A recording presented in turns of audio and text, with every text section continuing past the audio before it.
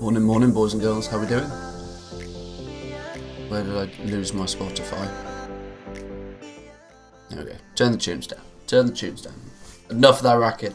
Today is a terrible day in history, boys and girls. Terrible, terrible day in history. Manthieus does not have his morning coffee. In fairness, very much my own fault. Morning, boys and girls. Welcome, welcome. White-hatted, good morning. Runiter, welcome. A pleasant morning. I wish it was. I wish it was. Human without coffee. Woo. It's going to be a fun day. 1.08 mil in an hour last night. I can stop now.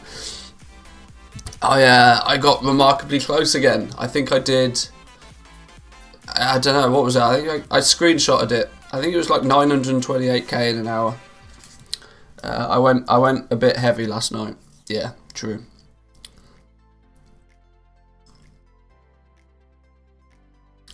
But what it does mean, and by the title and the in fact, what did I title this? Just Shadowlands Goldmaking. By the thumbnail, at the very least, there is what did I thumbnail this today? Oh, gold cap this week. Yeah. By the thumbnail, we are getting remarkably close to that point where we might actually have liquid gold cap for the first time in a long time. We have 116 items sold, 2.6 mil in the first mailbox. So we're probably still going to be a couple of mil off, but we got two options over the next few days. What was it? It's Thursday today, isn't it? So we've got Thursday and Friday where we can restock our materials. Now, considering Callous Hide wasn't reset at all this week, I think my prediction of seeing heavy Callous Hide below 1,000 gold is going to come true. Now, the question is when do I buy some of these materials to restock? But we'll see. What's gold cap? Gold cap is 10 million gold. A single character can hold 9.99999 million gold. So if you can never hold more than 10 million gold on a single character. You can put 10 million gold in a guild bank, but so you can technically have 10 million gold in a guild and 10 million gold on hand, but you can't ever carry more than 10 million gold. And so it's considered through the as the gold cap, the limit on the amount of gold a single character can hold.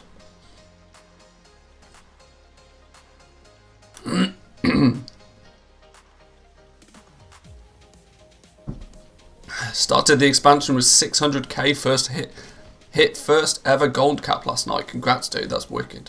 Awesome stuff.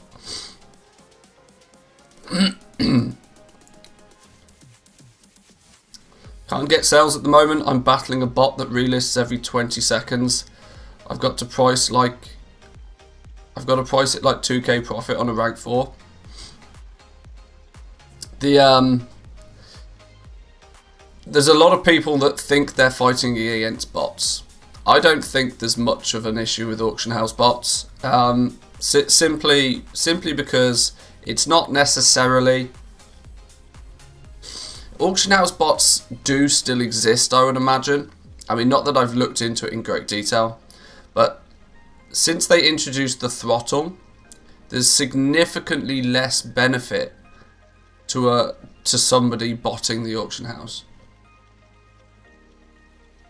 Previously, you could have a bot on a character, and that character could sit at the auction house 24 hours a day and just relist 24 hours a day. But with the auction house throttling, they're technically, once they hit the throttle, they're at no more of an advantage than you or I. In fact, when they hit the auction throttle, they're technically at a disadvantage compared to you and I. The likelihood is that it's just somebody using TSM and somebody that's got a lot of stock and somebody that is willing to sit at the auction house and just blast through and hopefully make as much gold as they possibly can. The auction house bot thing, I whilst I'm very aware they probably do exist, I can't imagine that there's many issues. What's your estimation of the real stable price of heavy callous hide? Around the 500 gold mark. This is what I predicted on the beta. I predicted heavy callous hide would be around 500 gold. That means that a single piece of callous hide will be valued at about 50 gold, because there's a 10x multiplier. But it depends just how valuable, or just I don't know. It depends what Blizzard do with the legendaries. The nature of leatherworking is that it still requires a lot of heavy callous hide. So if we get 9.1 patch information, if we get information about what they're going to continue to do with the legendaries going forward, that alone may help support and hold up the price of heavy callous hide. But as it's trending right now, it's on a downward decline pretty fast. as everybody's started to see. Callous will go to 1k, sub 1k for sure. Already went to 800 gold on Tuesday for my full pop, so it will happen on most realms too. Yeah, the thing to remember is that technically the heavy callous hide is a rare material, but the fact that you can convert it from 10 callous hide, which is an uncommon material, means that as long as there's plenty of callous hide kicking about, which there will be, but the weird thing is that there has to be a balance between all the materials. What do you? I'll throw this question back at you guys then. What do you guys think will happen when the value of ore or herbs goes above the value of skinning? So what happens when mining and herbalism become more profitable than skinning? This is on the understanding right now that skinning is the most profitable gathering profession. What happens when mining and herbalism become more profitable?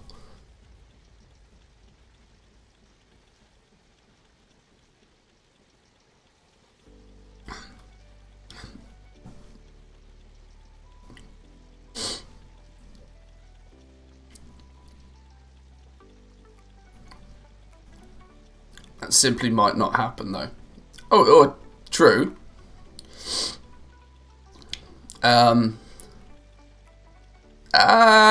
Is it true?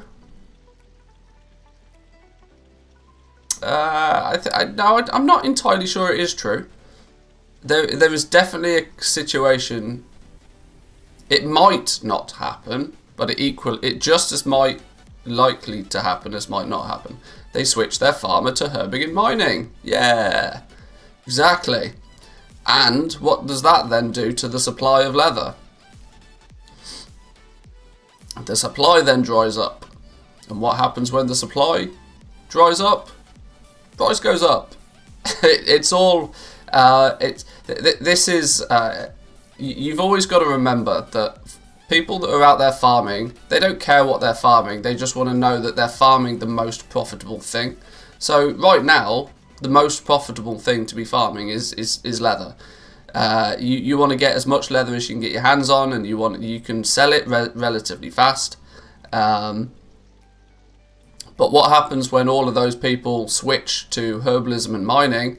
Because all of a sudden the price of leather is gone to a point. Say for example, leather gets down to a point where skinners are only actually able to make like 10k gold an hour. Do you think they're going to continue doing it? No, of course not. They're going to look at the price of ore and realise that, well, I can make 20k gold an hour running around mining. Well, I'll do that then. And then the price of the leather slowly floats back up until it eventually balances.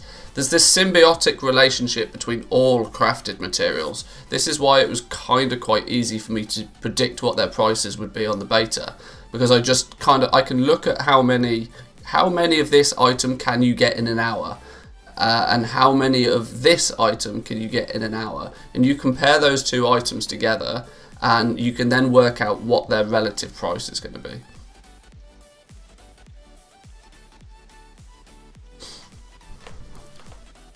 So considering you get, let's go by the theory that you convert all of your callous hide into heavy callous hide as well.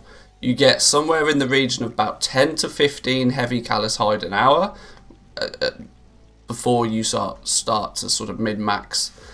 So 10 to 15 heavy callous an hour just by default, but you probably also get 100 to 150 callous hide at the same time, meaning you can probably make another 10 to 15 heavy callous hide if you convert it up each and every hour in terms of material. So let's just say there's a 20 to 30 heavy callous hide per hour is a realistic number for you to be able to achieve. Right now, that means that you're getting, with heavy callous hide, even at 1,000 gold, that means you're making 20 to 30,000 gold an hour on that heavy callous hide. If the price drops down to 500 gold, it's cut in half. That means you're only making 10 to 20,000 gold an hour. It's at that point people might start looking to do other things with their time. This is why I don't think we'll see much of a price below 500 gold for heavy callous hide. Not at least whilst there is still demand for the items. For as long as people are still leveling up leatherworking and selling base legendary items, there will always be some demand. So 500 gold is roughly what I expect heavy callous hide to sit at eventually. And when I say eventually, I mean within the duration of this expansion. When we go further afield, then who knows what will happen, but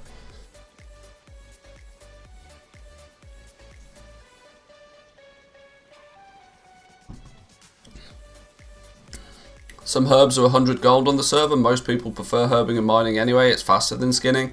There's also a lot less of a barrier to entry for herbalism and mining.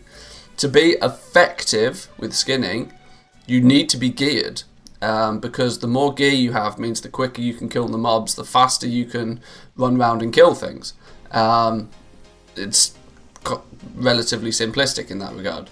So this is why you tend to find that these people that post skinning guides on YouTube, and their skinning guides are like 30, 40, 50, 60, 70, 80, 90, 100,000 gold an hour. When you actually look at the character that they're using to do that, most of the time they're super optimized characters. They're Guardian Druids with whatever the Thrash legendary is. They're item level 200. They've got no competition in what they're doing. They're using realm prices that are on low pops, which makes them overinflated, or they're using regional prices because regional pricing is fair, whilst actually regional pricing for most part is still 200-300 gold per item more than what it actually sells for. So the realistic expectation for skinning should be currently between 20 and 30,000 gold an hour if you're doing it somewhat optimally. Most people will probably only get between 10 to 20,000 gold an hour if they just pick up skinning and go crazy. If you're making less than 10,000 gold an hour, you're doing something wrong.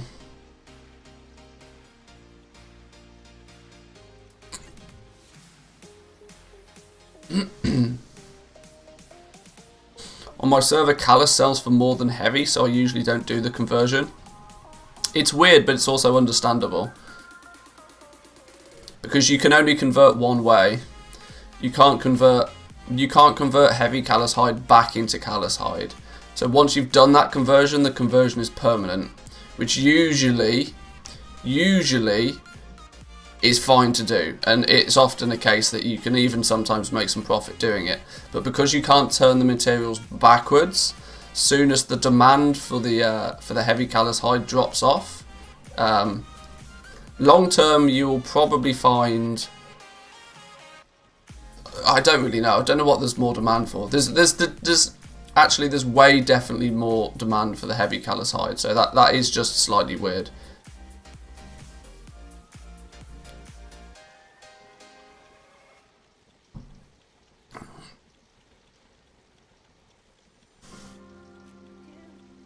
But I suppose what we probably should do is open this mailbox and see just how much gold we did actually have. We can take a little bit more detail. You see, there was no. I don't think I've listed or sold anything for over 100k. But there's just lots of rank 3s and rank 4s. And when you get the occasional leatherworking, about Bone Shatter Pauldrons at 80k, these were presumably a rank 4. What else have we got here that's of noteworthiness? Not a lot. I mean, it's literally just all legendaries. There's no surprise here. We sold a bunch of our Shadowghast rings and necklaces. We should have easily turned a profit on that 250,000 lace stripe we bought the other day. To the point where I might buy some more, you know. What else is there going on here? Is there any big sales? We sold, where was it? Yeah, another Bone Shatter helm. A couple of the rank 4 Bone Shatter stuff is still at a nice juicy price. Yet there's not many sales of that nature. 2 Umberhide helms, presumably both rank 4s, for 87k a piece. Now the concern, the very obvious concern is, whilst this is 2.5 million gold in sales, the actual profit on this is probably very limited. Probably very limited profit. I would say there's probably not more than 20% profit on this. So about 400k would probably be the actual profit on that. I would guess.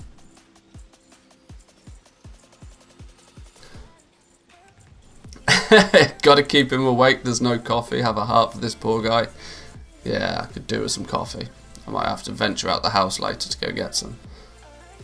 And then there was an additional 600k followed behind it, which is TSM's just swooped up anyway. So 3.1 million gold from yesterday. For a Wednesday, 3 million gold of sales. I mean, I will absolutely take 3 million gold of sales. Is it a record? No, of course it's not a record, not even close to the record. But that shows that the market is still there. There are still people buying. You just have to work incredibly. You have to be very, very cautious nowadays about what you buy your materials for. If heavy callus is 993 and callus is 97, people will just buy up all of the callus up to 100, and then heavy is technically cheaper for a bit. Yeah, true.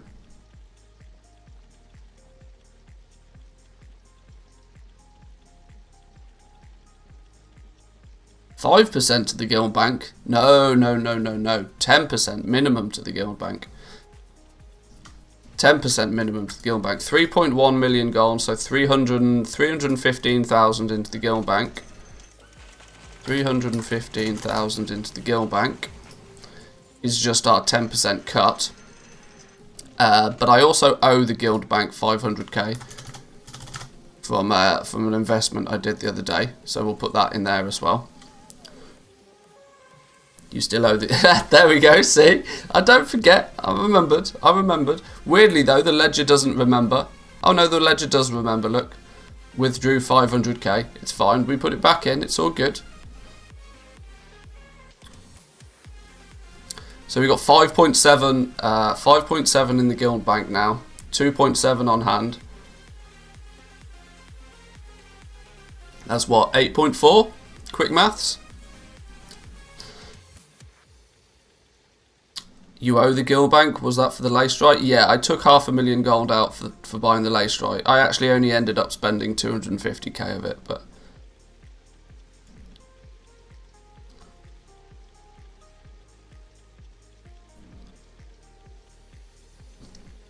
I've 12k ore left over. Should I sell it for a loss or should I keep it till 9.1? Surely you can do something with the ore though, right? Surely you can do something with the ore.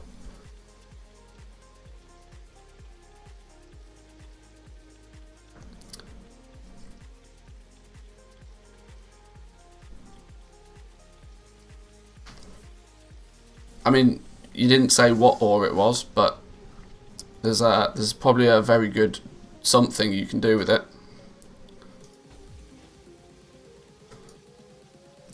Now, in theory, it probably does mean that our bag appraiser is still claiming. How is it? How does this still total up to 4 million gold? Oh, I've got 2.2 million gold worth of stuff in my bags here. I've got 1.8 million gold worth of stuff in the bank, apparently. It's probably got something to do with all of these rings and all of these necks that I still need to sell. Plus, we've got currently 2.5 million worth of items listed on the auction house at price. All of these are priced to sell. I've got none of this funny posting at normal business going on today. I swap and change how my operations work dependent on the supply. When there's a day like a reset day, I just post everything. I just undercut everybody. I go for maximum turnover on a Wednesday, because Wednesday is the day. If I'm going to sell something, I'm going to sell it on a Wednesday. The rest of the week, I can go back to being cautious about selling things and making sure I only sell at a profit. And then Saturday, I'll probably do a blowout sale again.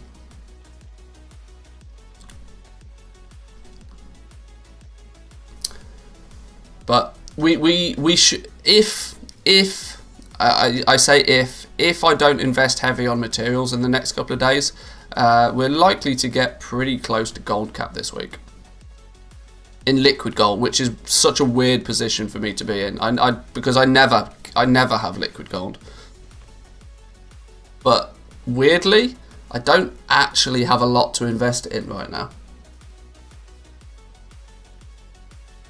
Investing it in materials is just stupid because materials are going down in price. Investing it in crafted items is kind of ridiculous for the same reason.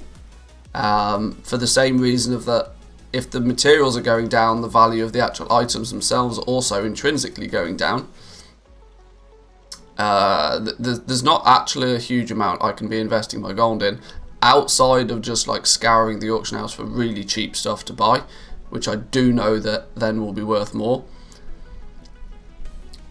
But this is the reason why my liquid gold is slowly increasing, because for the first few weeks of the expansion, every single silver I was reinvesting into buying something that I knew would then make me more gold. There's not as many of those opportunities right now. Enchanted, no, I can't really do anything with it. I was buying it low and selling it high, made my money with other mats, but I'm stuck. Oh, it's 12,000 lithium ore? If you've got 12,000 lithium ore kicking about, why are you not selling blacksmithing legendaries?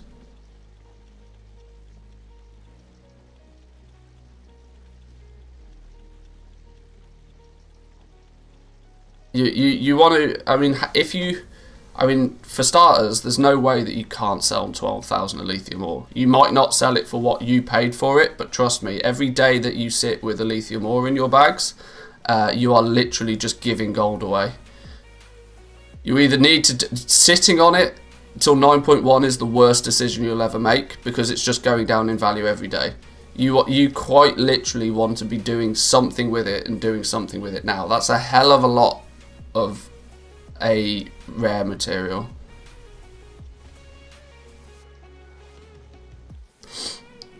Enchanted bars are a little better, but still not good. At this point in time, I don't feel that you'll sell many of the enchanted materials. Anybody that's serious about crafting legendaries already has an enchanter maxed out to make them themselves. The amount of you'll make some sales, but very few and far between. If you want to use 12,000 lithium ore quickly, either just selling it back, even if you have to sell it at a loss, you'll make less of a loss today than you will tomorrow, trust me.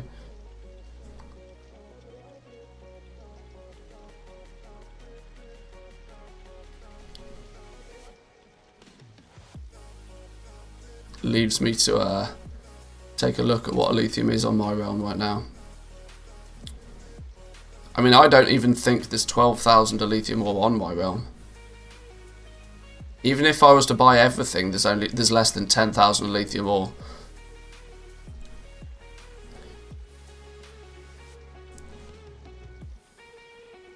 And that's if I bought everything. We'll prospect the Elysium for science and tell us the rate on the behalf of the community. I mean, that's one hell of a...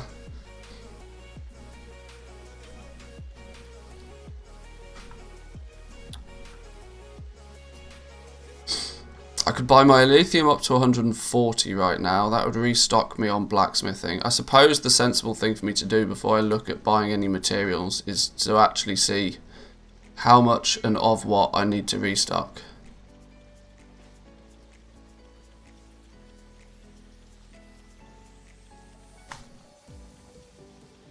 Now, don't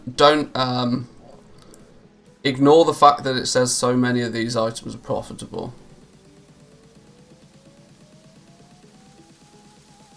Because they're actually not. I can still make a loss on a green item right now.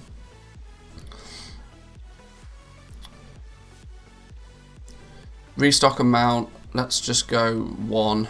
Minimum restock amount 1. Minimum profit before restocking 5k. Now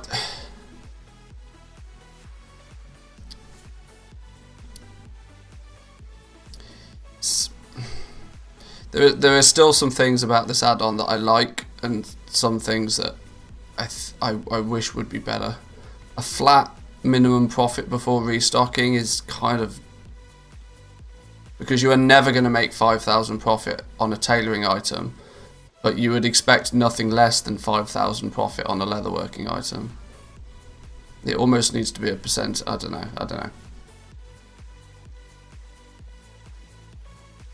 Says we need to make a lot of stuff.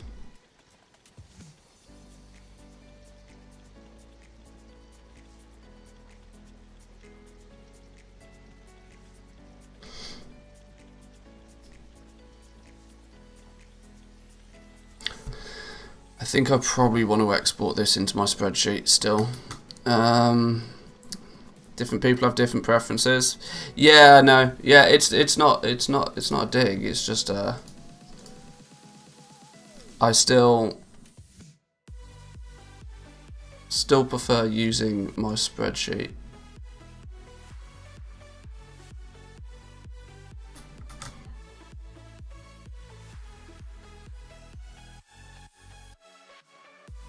Okay, and then we take this list.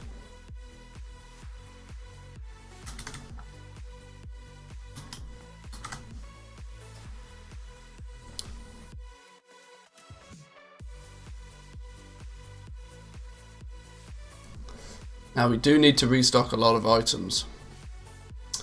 A lot of items.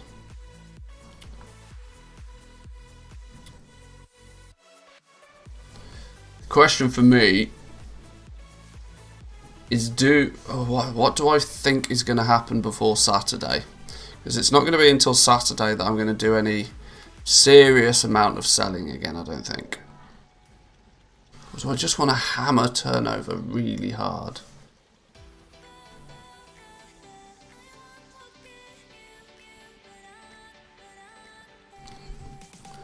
Different settings for different professions. Change the settings, restock one profession, then change them back, and then restock for the next. That's true.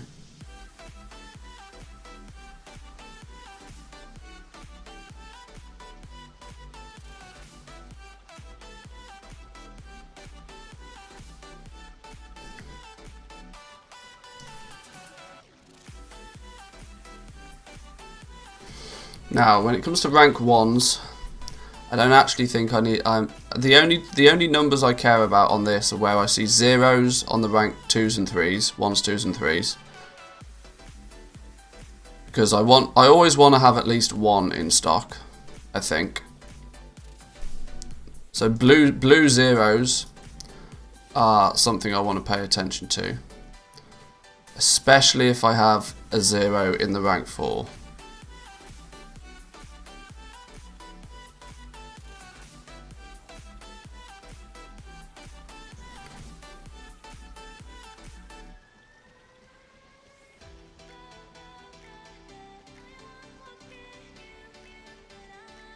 The question is when do I want to buy my materials to restock them?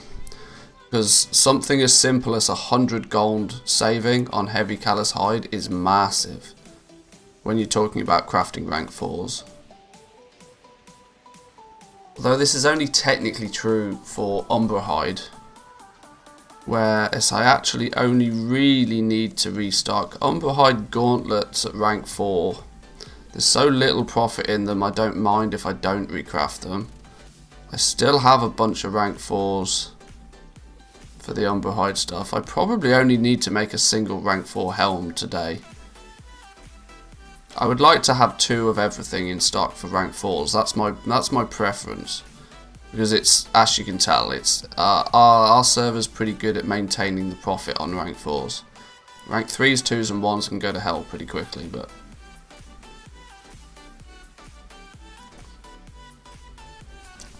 currently just restocking the callus I need to restock right now and not overstocking it.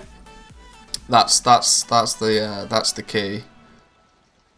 Is to not end up buying too many materials.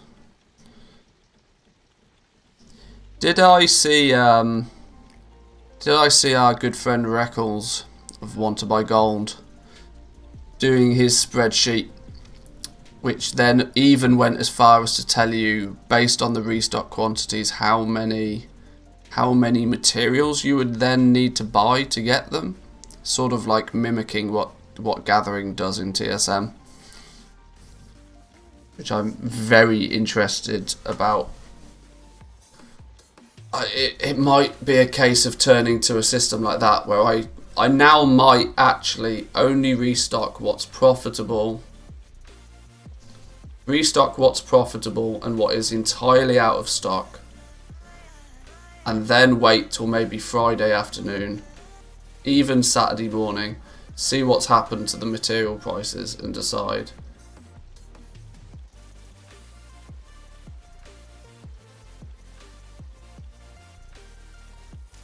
Maybe, considering we have time, maybe it's worthwhile checking out Reckles' spreadsheet. Let me load up TweetDeck, because I I think I even retweeted it. I think I did.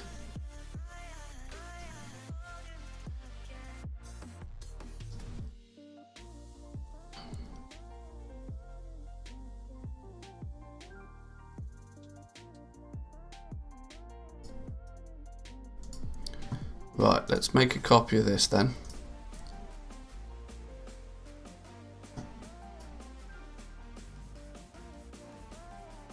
This is still mine, ignore this.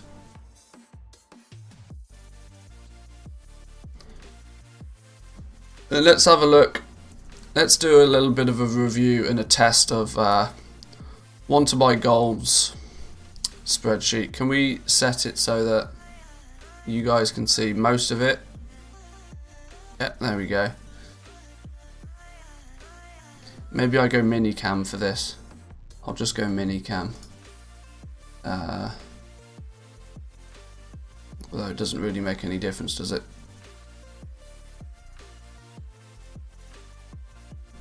Right, so we have settings. Okay, known recipes, so you can click the ones you know. He's gone a little bit tick box mad, as old Reckles, but sure. We're in a luxurious position of knowing basically everything.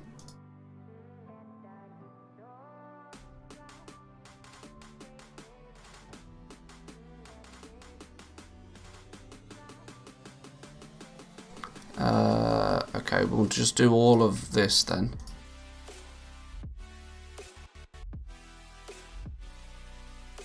Oh, what?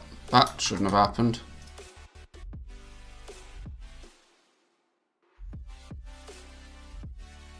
We know every rank 1. We know every rank 2. In the helm and shoulders we know up to 4, and we know a few 3s. I can't remember what it is we know. I don't know what we know.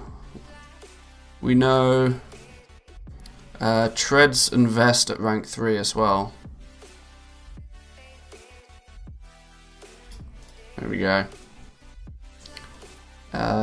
So where do we input the data? Hello?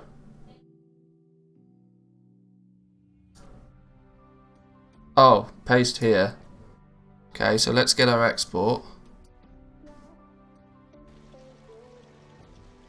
Control C. Let's do a paste here. Spread to columns. Okay.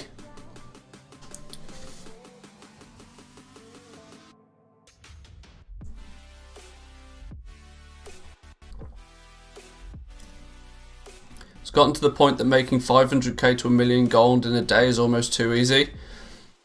So paying for things that are 400 to 600k that I'd normally avoid seem not that bad at all now. Weird feeling having gold for things. Yeah, don't blow your load too fast though. That's the time of making 1 million gold a day is pretty slim. Are you making gold on legendaries? The legendary train seems too late to jump in on at this point. I mean, I'm making gold on legendaries, but I'm in this fortunate position that there's only 1, 2, 3, 4, 5, 6, 7, 8, 9, 10 items in the game that I can't craft.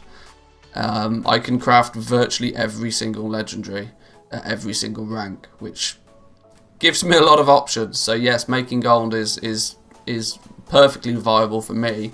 But I've also been crafting and selling legendaries from literally day 1 of the expansion. So I've been selling legendaries for like 50 days now, or whatever it is.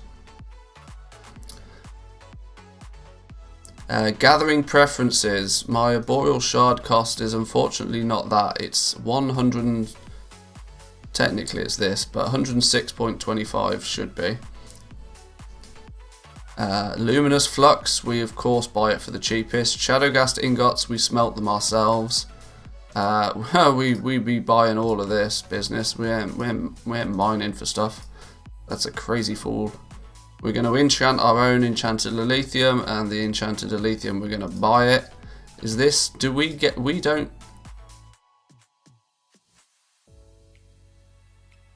Okay. Essence of Servitude, we're going to prospect Leystrite. Yeah, we just prospect Leystrite, we don't buy our essences. Leystrite, we buy it. Shrouded Cloth, we buy it. We buy everything. Enchanted Lightless Fairness, Enchanted Lightless Silk, we enchant it and then we buy it. Enchanted Heavy Callous Hide, we enchant it. Heavy Callous Hide, we craft it. Callous Hide, we buy it. Is there a... Oh, well we buy both. Heavy Desolate Leather, we buy it. And Desolate Leather, we buy it. Pallid Bones, we buy it. Now is there a point to where we... Where's it getting these prices from? Ha! He's even listed my spreadsheet in it. What a don.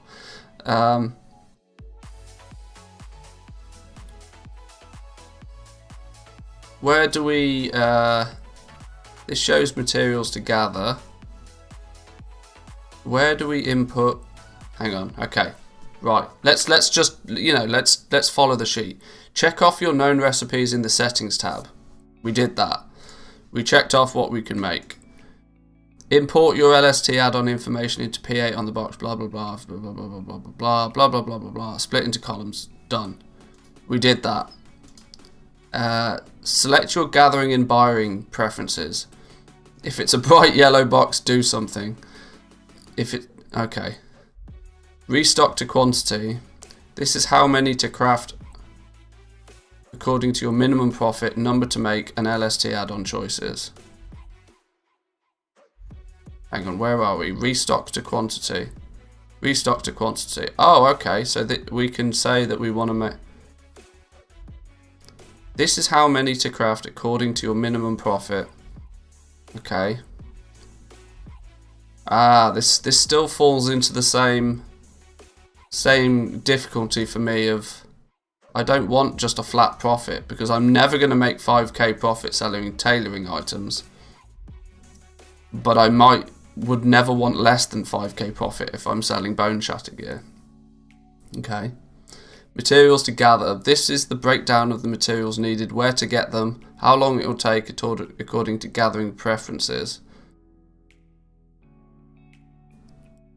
Oh, okay, so this is actually then telling me exactly how many of things I need to buy.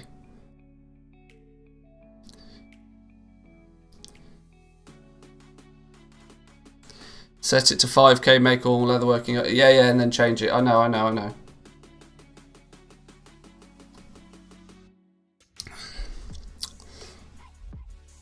I mean, to throw another spanner in the works, I only make one rank 1, 2, and 3, and then I make 2 rank 4s, so...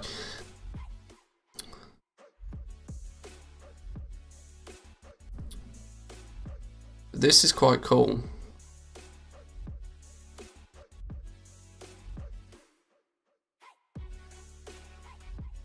So I really don't... If I make... Let's just say we make 1 of everything with no minimum profit. 1 of everything with no minimum profit. Let's just go by that theory.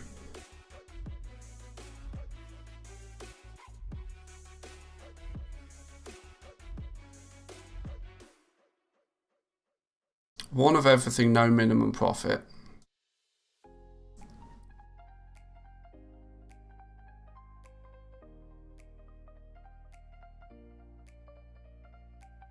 Still need to spend 136,000 gold on arboreal shards.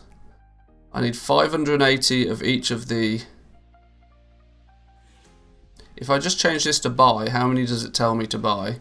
1,170. Now, do I already have 1,170 Shadowghast ingots? I probably do. Disconnected. Please hold.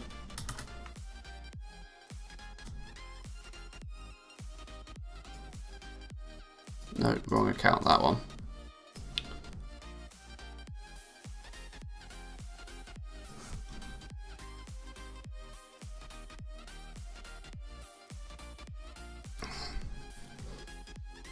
So let's see if we actually even have what we need. Let's just do something simple that I care less about, like, let's go blacksmithing for a minute then. Let's just look at blacksmithing. So materials we're going to need. Materials we need for the blacksmithing side of things. This is this side of things I like. The fact that if you want to try and run, if you want to farm for the items yourselves because you've got more time and you don't value your time as much as you value your gold, then sure, you can do it this way. it doesn't link to YouTube channels. If in doubt, it just links to his Patreon. That's clever. I wish I was this good at self-marketing myself.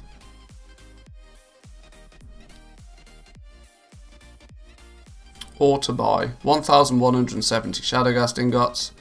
We need 764 Elithium, or what would equate to be, if we just buy the Elithium bars,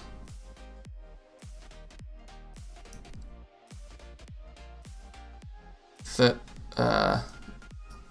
not 38, there's a number on the end of that, 382. 382 enchanted Elithium bars,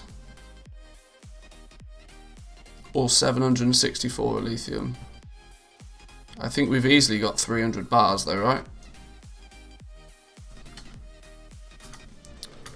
So we've actually got the enchanted Elithium bars easily already. So we don't need to buy any of those. We need to buy 12,500 Leystrite apparently to get enough essences.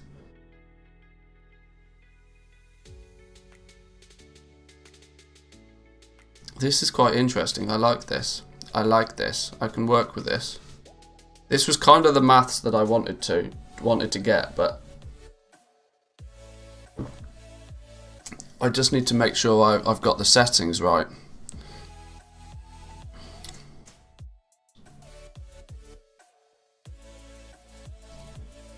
Make 1 of everything, no minimum profit. Is this minimum profit of 0 though, or is there's no option to make this nil? There's no option to actually just craft everything regardless. Whiskey in the morning? Why does everybody think I'm drinking whiskey out of this glass? It's literally just soda stream and some summer fruits flavouring or something in it.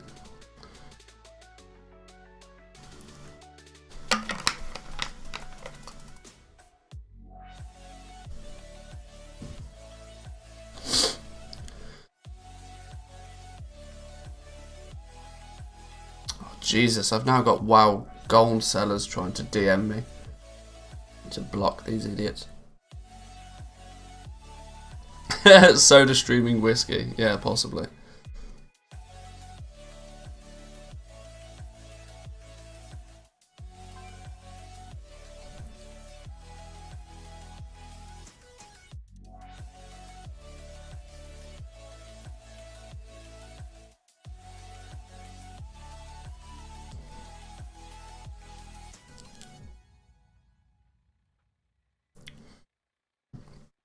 So let me make sure I get this absolutely right. Because this obviously doesn't take into account that I might already have some of these materials. And in a lot of cases I do already have these materials. So I shouldn't necessarily just dive in and buy everything that I need.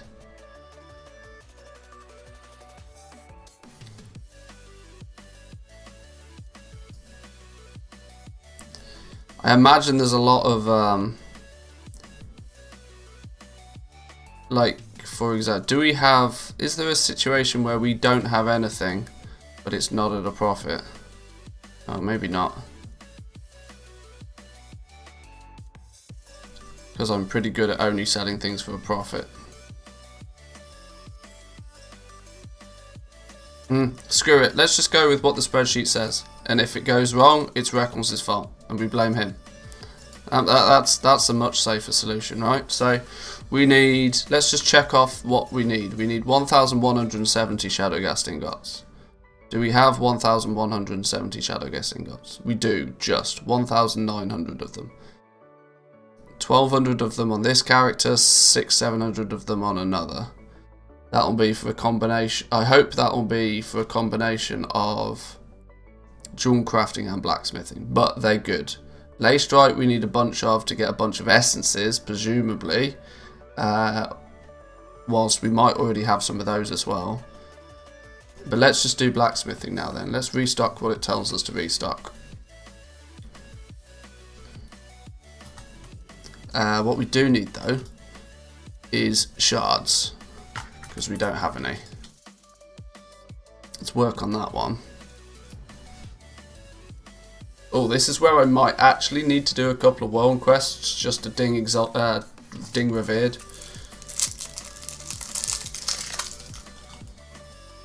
Because in doing so, it'll save me like 6,000 gold.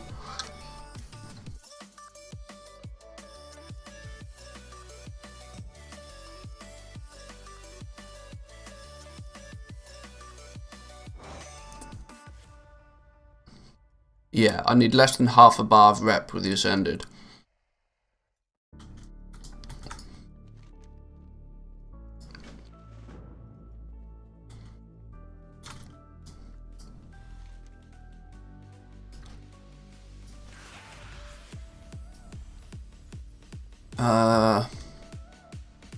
Maybe we just go to Revendreth. What are our callings? Revendreth. Coins of brokerage. Okay.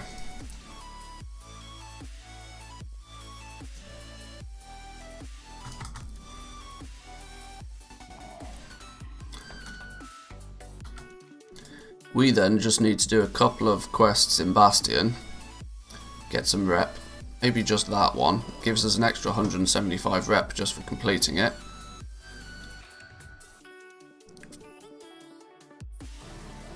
So that one is a minimum. Well, let's just start with that one and then see where we get.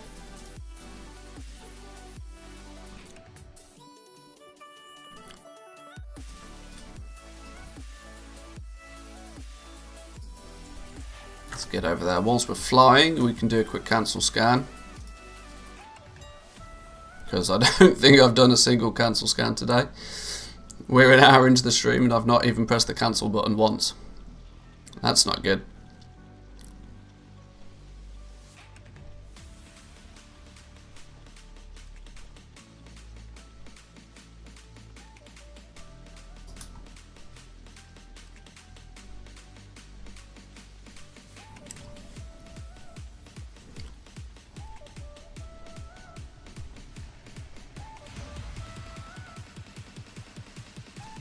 Right, those are cancelled.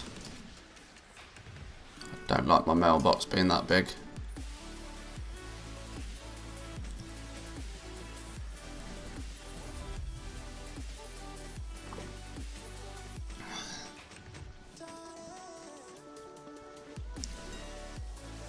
That was a distinct lack of items to be cancelled and relisted though.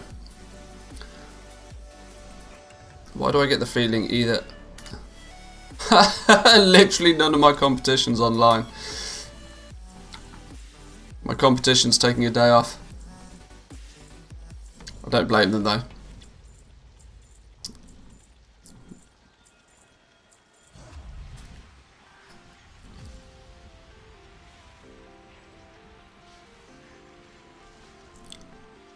Rank 3 Umberhide legs.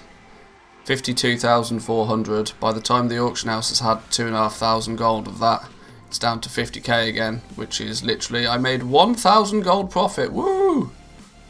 Barely worth it.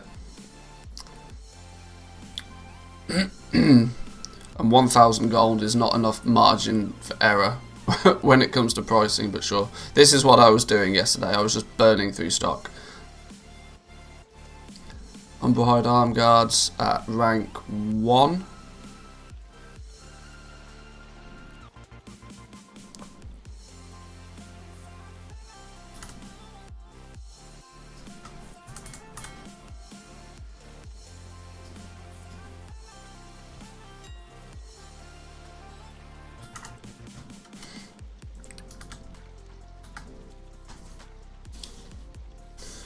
Right, we've got to get to Revered, first and foremost. First thing on the list.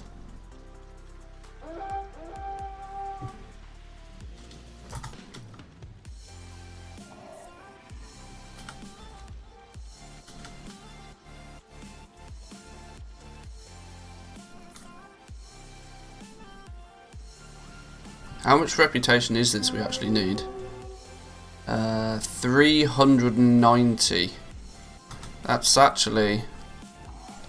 That's going to be this one world quest gives 175, I think. Oh, bonus event. Reputation gains from world quests increased by 50%. Well, that couldn't be better timing. Awesome.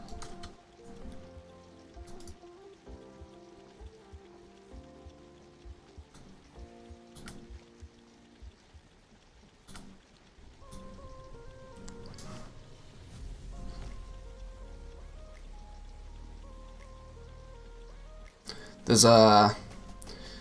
If we get to Renown 22, we unlock the next... we Renown 21? Yeah, we unlock the... what I guess is the last chapter? We've done 8 of 9 chapters, so yeah, there's only one chapter of the campaign left. Don't we get a mount or something after that? Do we just get the mount, or do we have to pay for it? Knowing Blizzard, we probably have to pay for it. But we at least unlock a mount, I think.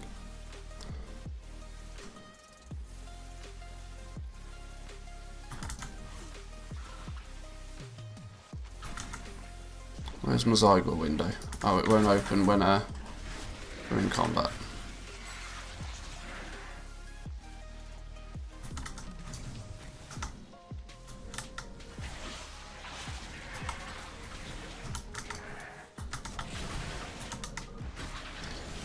Assist some dude.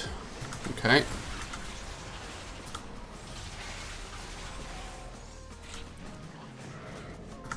Do you want fun? Question mark. Pay for it. Oh yeah, that's true.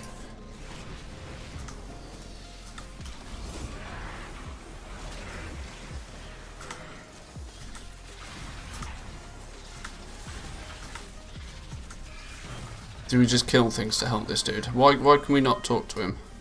Why is he dead on the floor? Oh, that's not him. We're meant to be just... Oh, okay. Let's just kill things then.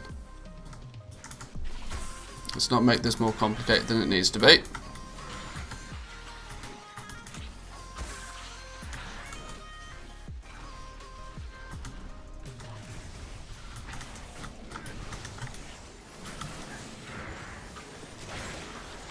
You know what we could also do? Is we could probably also do with getting our rank 4 legendary. I think if I do a couple of Torghast runs today, we should be able to get our rank 4 legendary as well. Good few weeks behind the curve on that one, but that's because, well, to be expected when we've barely stepped foot out the Auction Household expansion.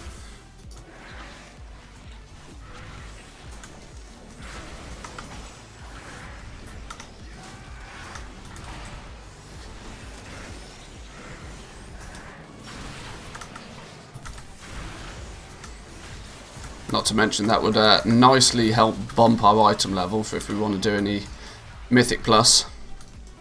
Because unfortunately, Mythic Plus in the Pug world is all about that item level. Talk to some dude. There isn't some dude to talk to. Is it this dude? Because he's dead. No. Where is... There isn't a dude to talk to. Oh, is he up here? He's hiding. He's hiding.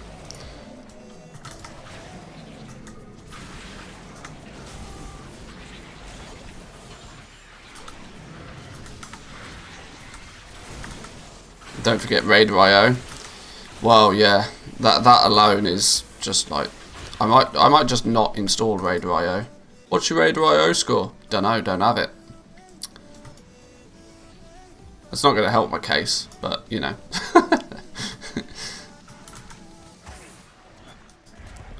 Right, what do I have to do to assist some dude? Right, go do your thing then, fella. What do you want to do? You want to run through here and kill things, okay?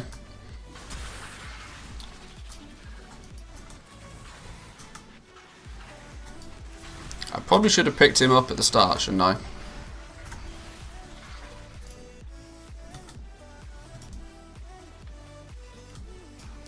People can see your IO just by hovering over your name anyway. Don't you need the Raider IO add-on for it to track that sort of stuff? Or does it just pull it all from your WoW armory? I don't know. Whatever.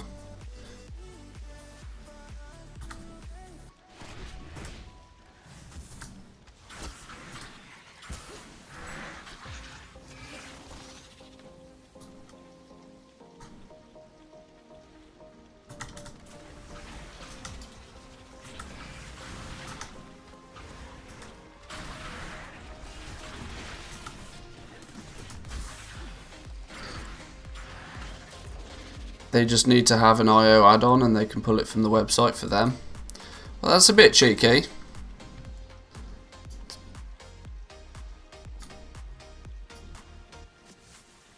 Where's he going now? Or do you just have to help him escape? Is that what we're doing here? I know not... Oh, okay. That is what we're doing here. Sure. So I got 175 for as a reward and then 187 for completing the quest. That has left me, wow, annoyingly close. 11,972 out of 12,000. God damn son of a... I'm all of 28 reputation away. One more world quest it is then, I guess.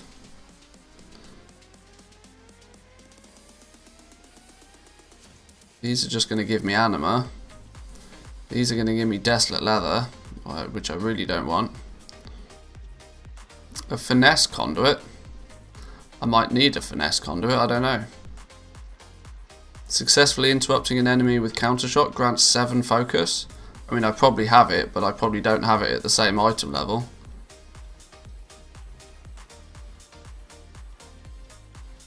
Well, let's do this one then.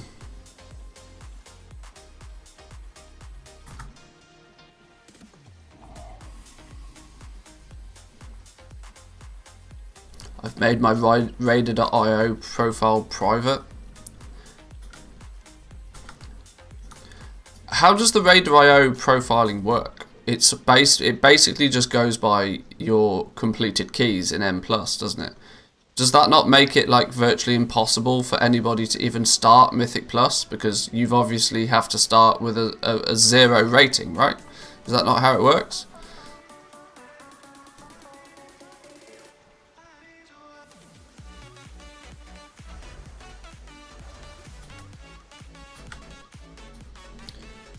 Had a kid yell at me in a 0 for not getting enough mobs, saying I should listen to people with a higher IO score. Same guy said take the shortcut to skip a bunch of mobs.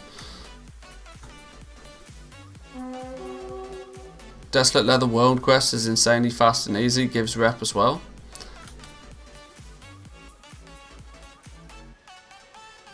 What do I actually need to do for it? Gather materials from the crafter's crate and I'll get 10, or whatever, I'm on the way to do one anyway. I remember gear score. God damn gear score. But that was before item level was even a thing. You had an item level, but it was kind of hidden. It wasn't like you press your character sheet and boom, there you go, there's a number. Each piece of gear had a level, but item level was never really a thing. Oh, hang on, how do we get over there? Take the bridge.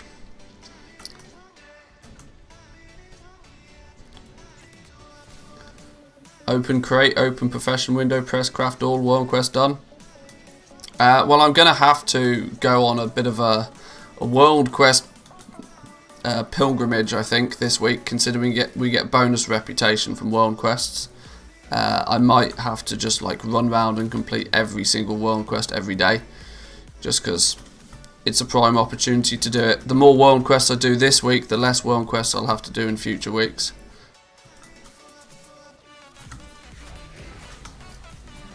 So it's kind of, if I'm going to spend a lot of time doing world quests, it might as well be this week when I'm getting bonus rep for doing it.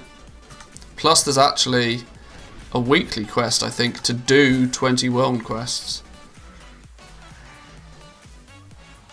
I think. Or did I make that up? Weekly event? Yeah, there's a weekly event to do 20 world quests anyway, which will get me 750 anima. Anima of which I need a lot of.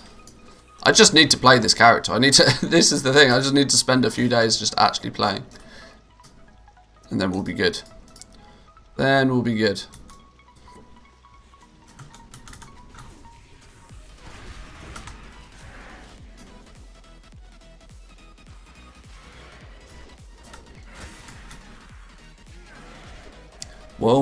World boss and 20 world quests, instant 1k anima. Yep.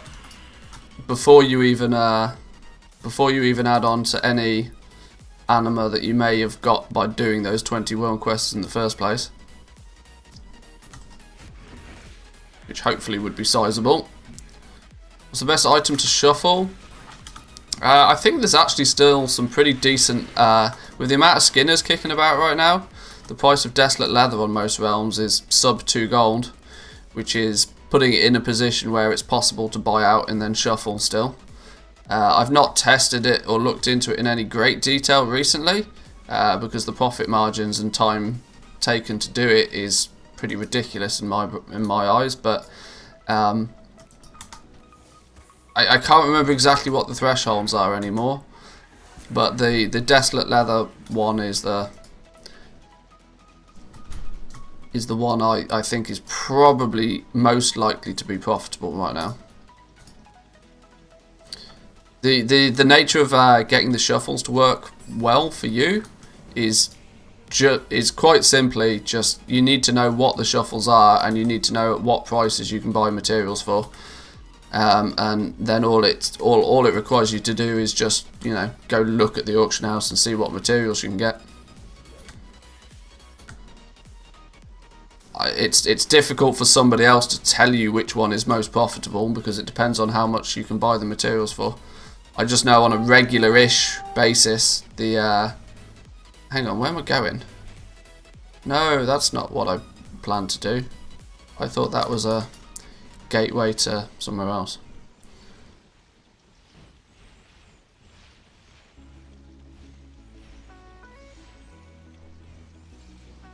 Just got the Night Fae Farmville to rank 2 today. Maxed out my mission table first for the 25% reduced time.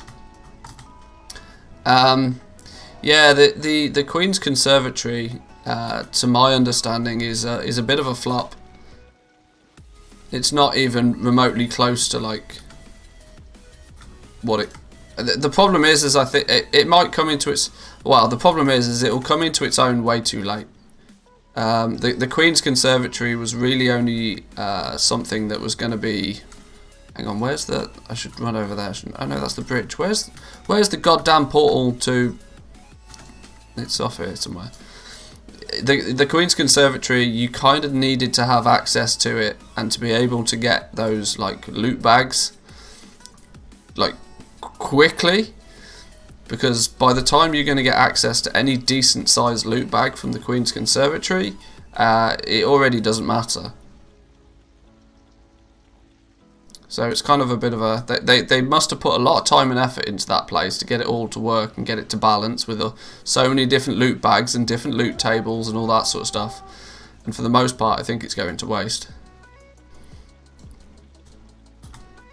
Because quite simply, most people are not willing to grind that amount of anima to do that on a regular basis on their alts. It's just not happening. We need some gold. We need to buy 1,000. Let's just check our Boreal Shard price did go down. So if it did go down, we'll change it in TSM as well. 106 gold, 25. Beautiful.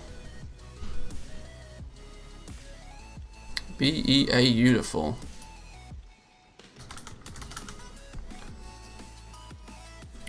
$106 gold, 25 silver.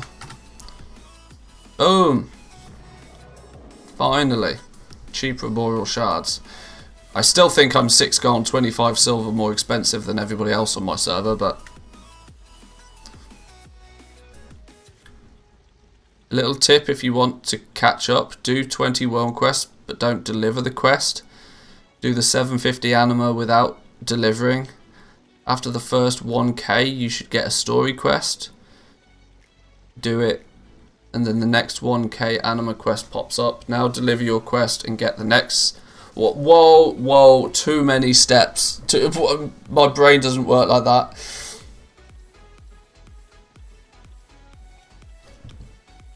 Already overwhelmed.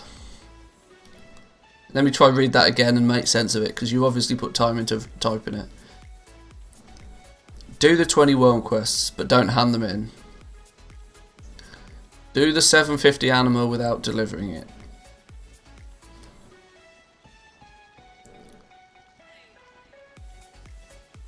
What do you mean, do the 750 anima without delivering it?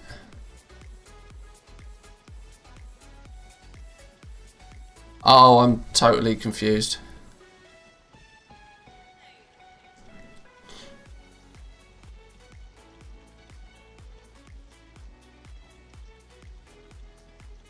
It's probably a good tip, but it's not a little tip.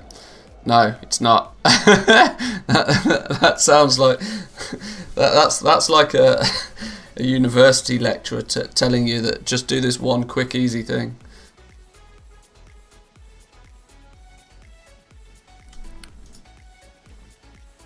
Actually changing the price of that is now going to change the min prices of virtually every single one of my legendaries.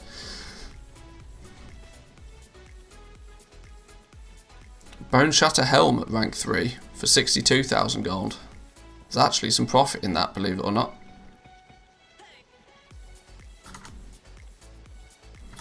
Okay, well I now need 106,000 gold.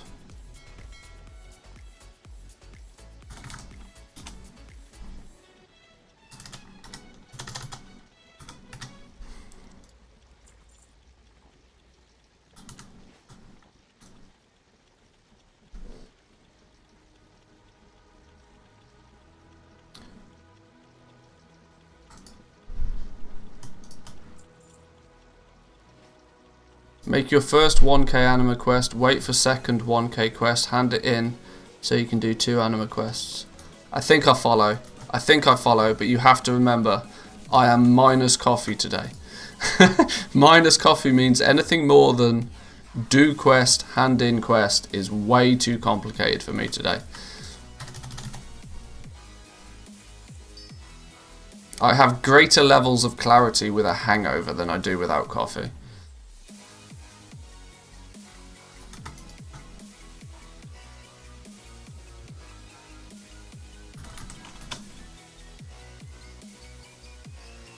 Right, there's a whole bunch of arboreal shards.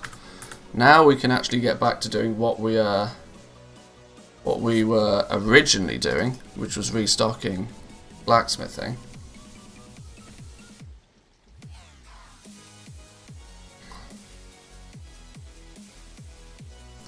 Any anima you have in your bags does not count for collect quests. Yeah, it doesn't count until you hand it into your covenant. I think that's what I've always thought. It's still just a token in your bags.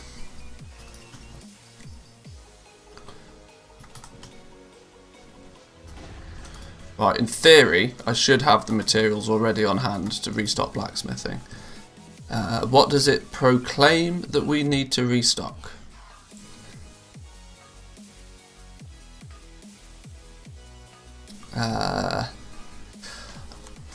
Now you see, I like Reckles' sheets, but the big issue with any spreadsheet is that every single box is actually a formula, meaning I can't just go to the box and go delete once I've deleted it.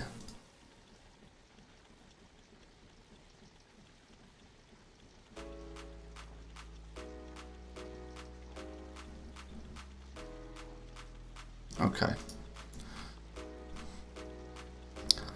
I'm concerned with trusting somebody else's spreadsheet on whether it's telling me the right thing. Let me just cross-reference this with what I would be crafting.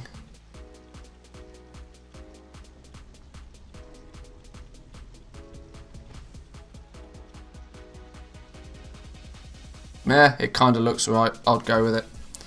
I'll go with it. We need arm guards at rank 1. We need no, arm guards at rank 2. Create. We need breastplate at rank 3.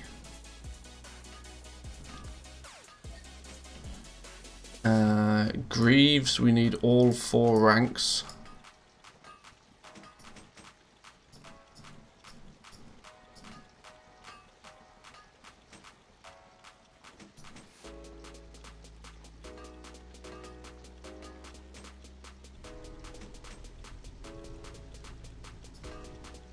Reckles' sheet is showing Shadowgust Helm rank 1 profitable for me, while it's literally a 10k loss. Oh, this is why I tend not to work too often based on profits. I usually won't craft based on profit. I will sell based on profit, and then of course I then only have to recraft what I've sold. Is my general way of approaching the situation. If you only craft what you consider profitable, yeah.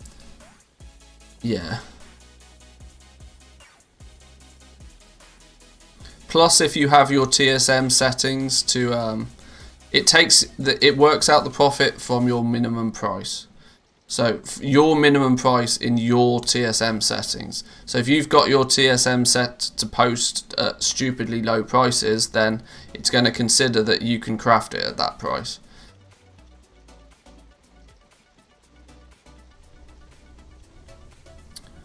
Shoulders at rank 2.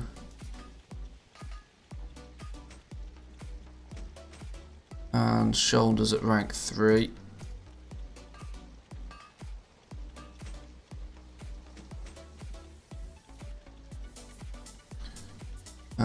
Boots at rank 2, 3 and 4.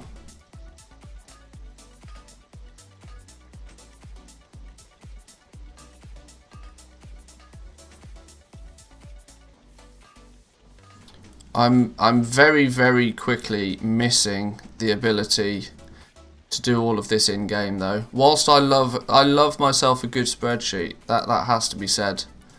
Spreadsheets, in my opinion, are only super useful when there's not a better in-game version.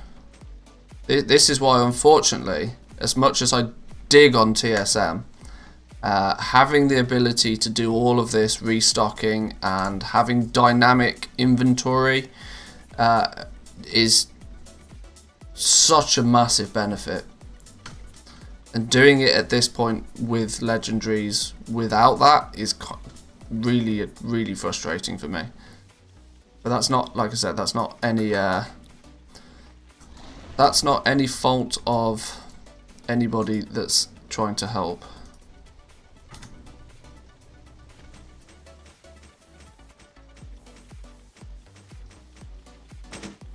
And I don't think I explained that very well either, to be honest.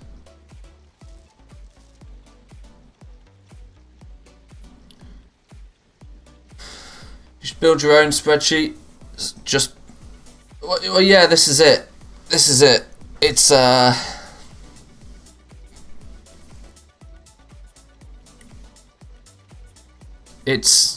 you tend to if you build it yourself, you know how it works. This is why I've always been skeptical. I mean, whilst today I'm trying Want to Buy Gold spreadsheet just to see how it works, and for somebody that hasn't created their own spreadsheet and hasn't been doing anything with legendaries up until now, this is really helpful.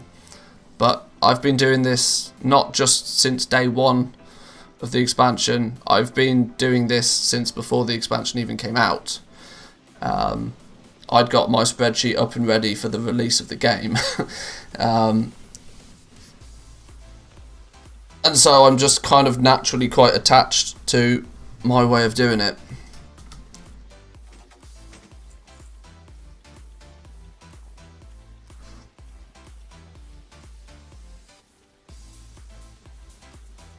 Getting lots of people asking for LST support that are using default TSM operations.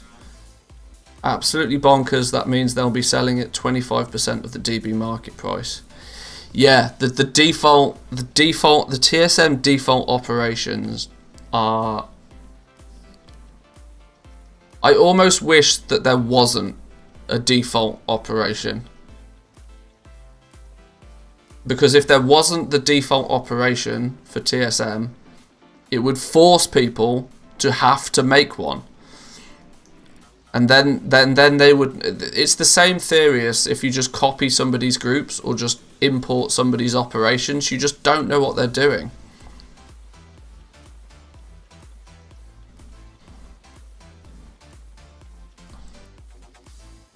But it goes by the same theory that people just want a big red button in the middle of the screen that they can press and it gives them gold.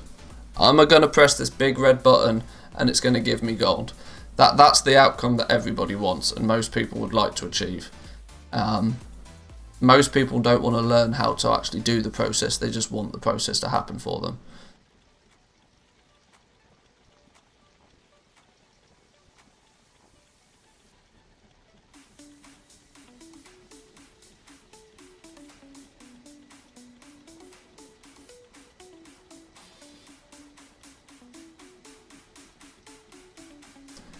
Best lazy gold making profession. Best lazy gold making profession is probably skinning right now. You run around and you kill mobs in the world. In fact, no, that's a lie. The best lazy gold making profession is this. Take out wallet. Take out credit card. Buy token. That's literally about as lazy as it gets. But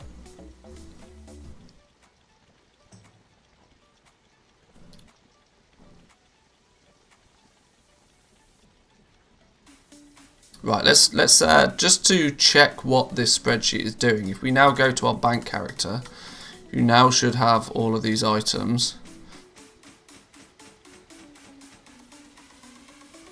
and export the data again.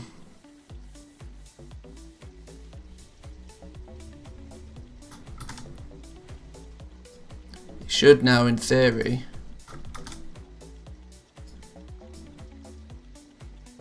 tell us that we don't need to actually craft any blacksmithing items.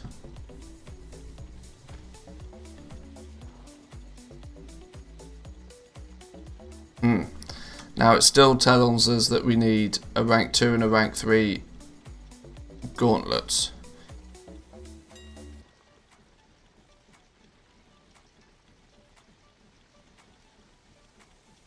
Is that because I've just sold them? Nope.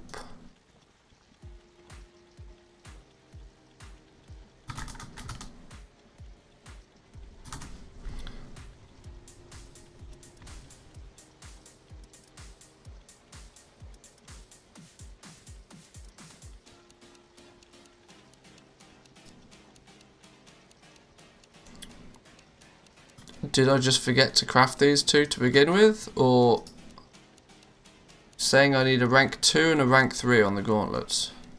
210, I don't have a 210, I don't have a 225, so it's probably right. Oh, I don't know, I'm sure these spreadsheets are very, very good at what they do.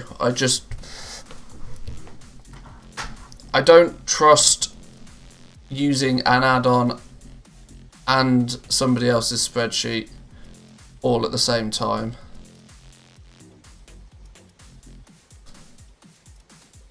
Credit card is undefeated. Yeah.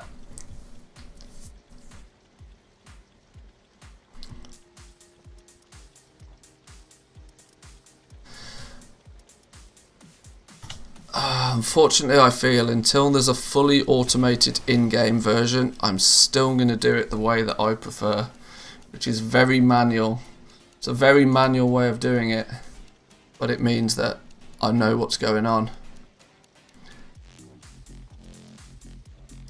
What I do think I need to incorporate though is this materials to gather section. I like that. It's replicating what TSM would do.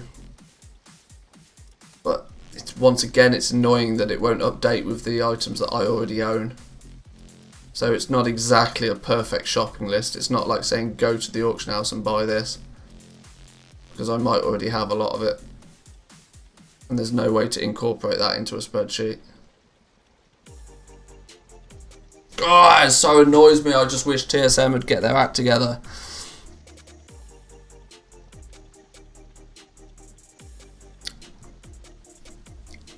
TSM is kind of like that carrot that's being dangled in front of you. Their add-on has worked perfectly for this before. It works perfectly for other areas of the game.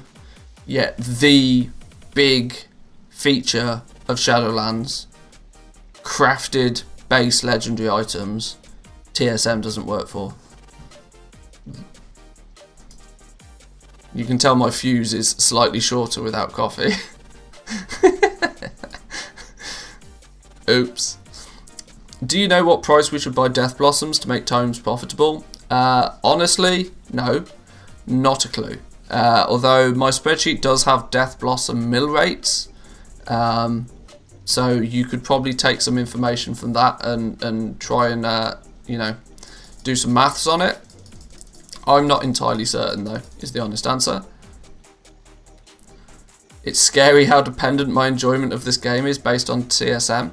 Now the thing is like I said, like if it wasn't there at all, I'd be perfectly fine with it. My method of crafting, restocking, selling, auctioning is fine.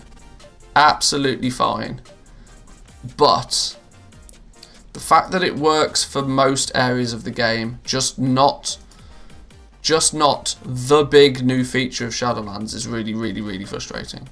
If Blizzard would ban TSM at any point, I'm unsubbing that day. Wow. That would be a scary situation, wouldn't it?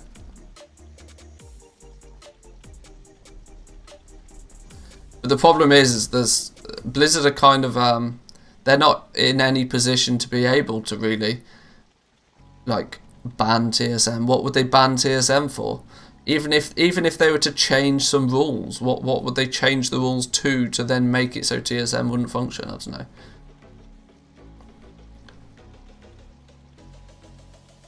When TSM 4.10 came out, TSM was broken for me. I quit the game a week later. Can you explain why TSM doesn't work for Legos? Well, basically because the TSM doesn't have the ability to differentiate the crafting cost between different items of the Legos. So, for example, here we've got a 210 pair of Bone Shatter Treads. We have a 225 pair of Bone Shatter Treads. The issue is that TSM thinks both of these items have the same crafting cost. It thinks that they both require 15 pallid bones, 4 heavy callous hides, 10 heavy desert leathers, and 4 enchanted heavy callous hides, and 10 arboreal shards, which is clearly not the case because one is a rank higher, one is a rank 3, one is a rank 2. So you can't then use TSM for crafting your legendaries, nor can you then use the TSM data that it provides you to price your legendaries on. So you have to basically do everything manually.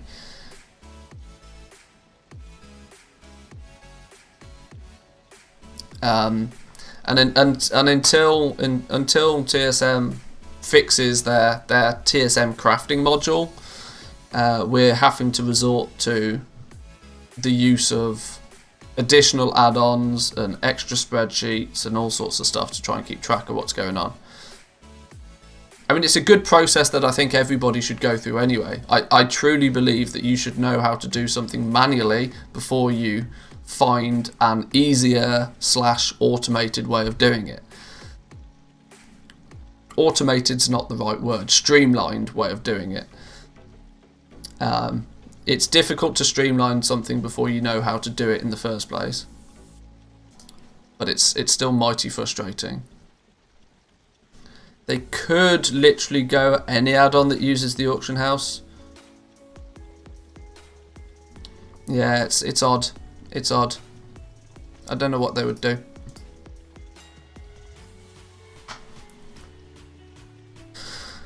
Hey up, posting at normal price. What's this? Shadowgast 210 Shadowgast boot. Okay.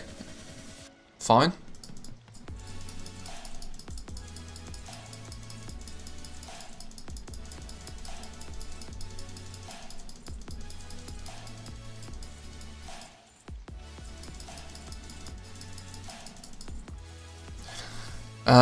I think I'm going to.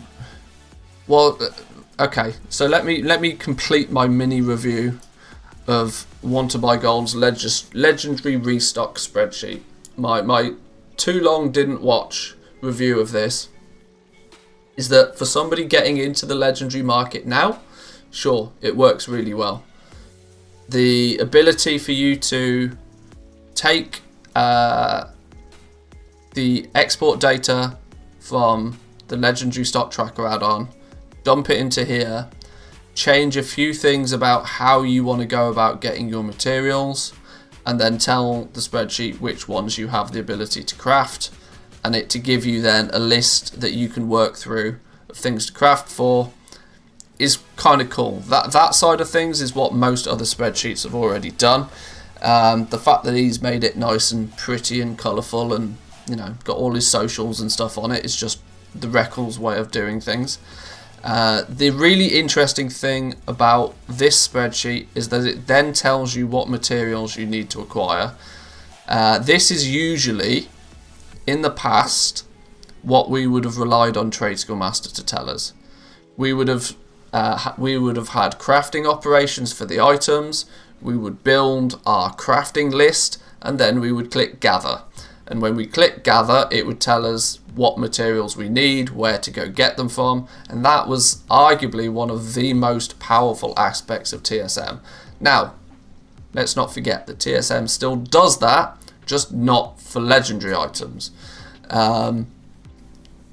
So we have to kind of revert to doing it somewhat manually, and this telling you I'm trying to work out just quickly how it's doing this.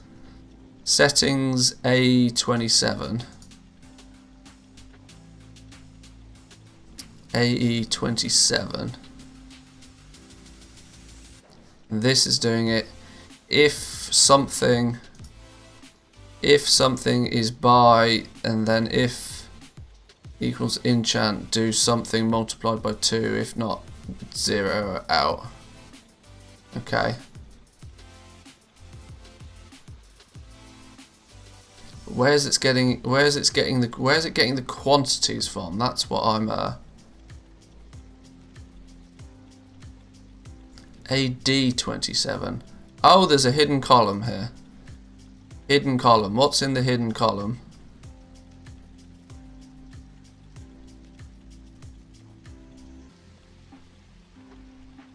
Data from the hidden sheet. Okay.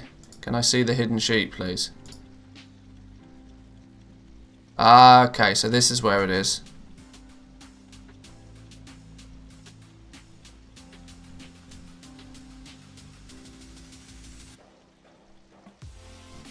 Luminous shard S's.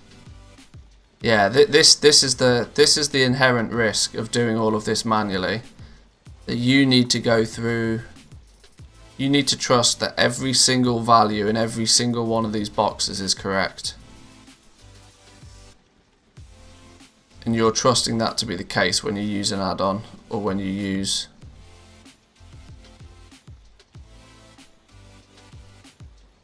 it's even got his prospecting in here as well. Interesting.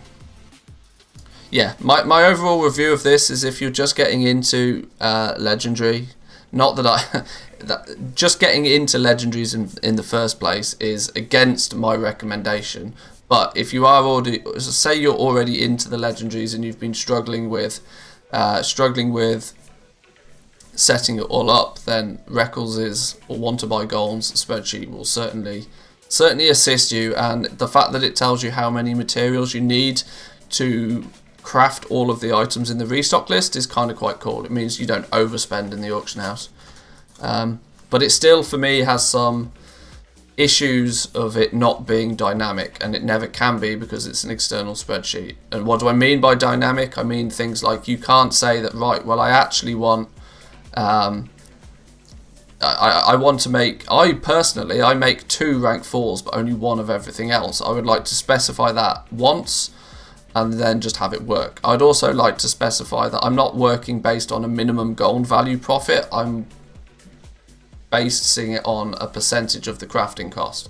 I want 10% of whatever it costs me to craft it to be profit by the time I sell it. And these are all things that we've been taught to be able to do, and what TSM has done for us, but they just don't do right now. Same with TSM, their crafting recipes can be wrong. Well, that's very true. Every time you put any ounce of trust into an add-on or somebody else's spreadsheet, that's the risk you take. Which is almost kind of why I would want just one solution, and TSM was that one box solution for everything. Plus they're a registered business, they're a for-profit company. It's in their vested interest to make it work. People stepping in from the community and helping out is great. I'm not knocking that in any way, shape or form, but you are putting a lot of trust in them when you choose to use their stuff, their tools. This is hence why I almost always fall back to my own personal spreadsheet, because I made the spreadsheet, I know how the spreadsheet works, I can change the spreadsheet to do what I want it to do, I know then how to use it quickly and effectively. The point of doing all of this is to be able to restock and sell legendaries more efficiently whilst making more gold, and the efficiency side of things is key there.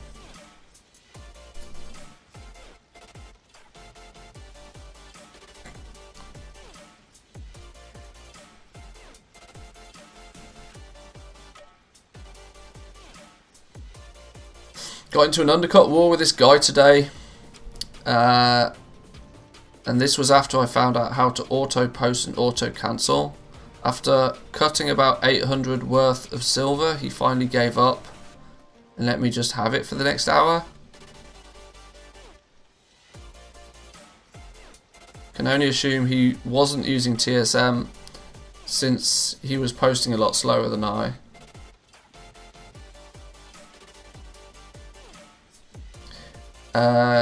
Okay.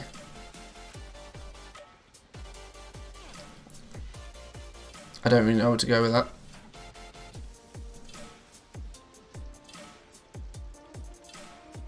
How can I trust your spreadsheet now? Question mark.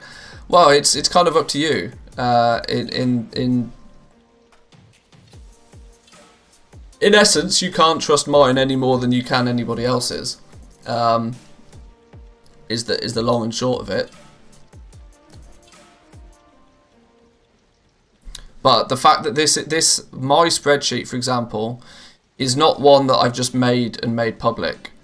Like, the public version of my spreadsheet is the one that I use on a day-to-day basis, and I've made it from scratch myself. And I use this on a regular basis. So it's the same thing, that if there's an error in it somewhere, I will fix it. But yeah.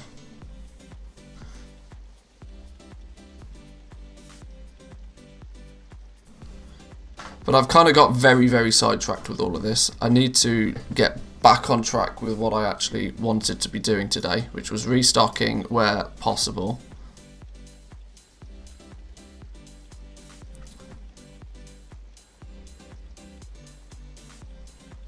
The new Leystrite amounts don't get added to the total on your spreadsheet.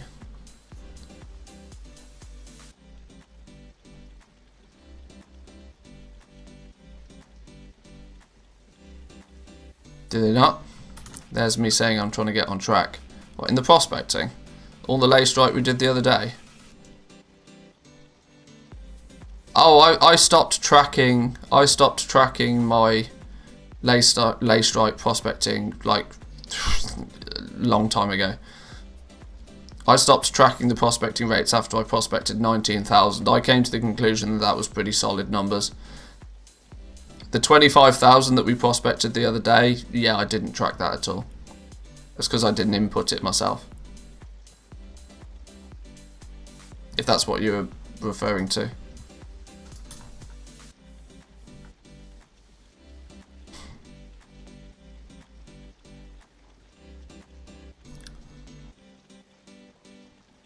New amounts added to the yellow boxes don't get added to the total. Oh, did they not?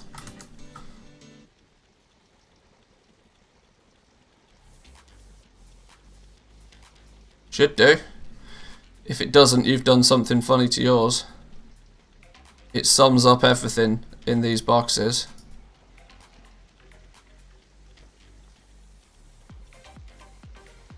Yeah, the sum is such that it covers all of those.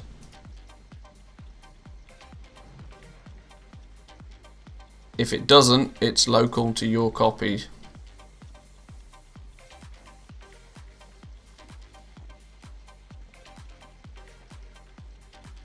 What's your preferred coffee to cup ratio mix? Lots of coffee in all of the cup.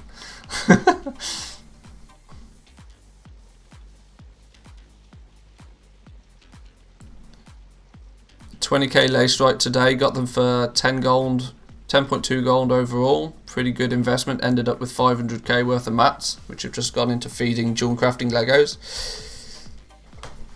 No more clicking, are you really using a macro now? Sometimes.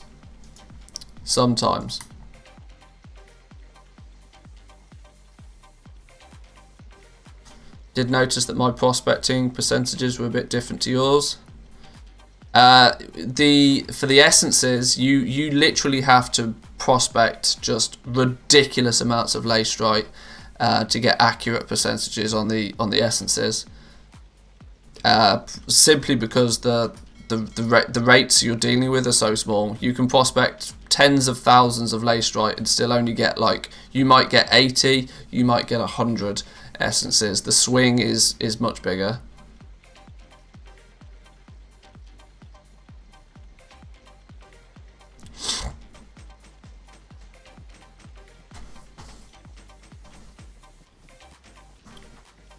what you're doing with your jewel crafting neck materials. The necklaces are absolutely dead on Kazakh, so I'm sitting at like 1,000 servitude and valor. You need to just make sure that you're covering the cost of those with the rings. The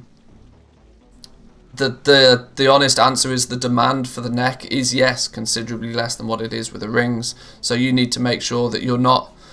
You need to make sure that you're making enough profit on the rings to cover the cost of those 1,000 servitude and valor, or so that you can then craft rings, and you can craft necks considerably cheaper than crafting cost because you're making profit on the necks.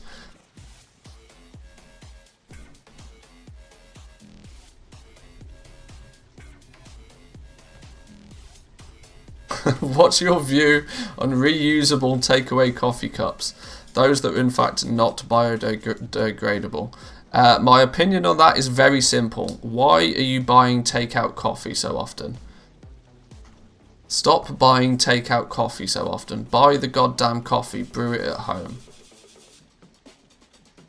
I have the KitchenAid coffee machine that comes with one cup, one thermos flask cup that I use every single day. I bought it once and I use it every single day. Apart from today because I'm out of goddamn coffee. But you know.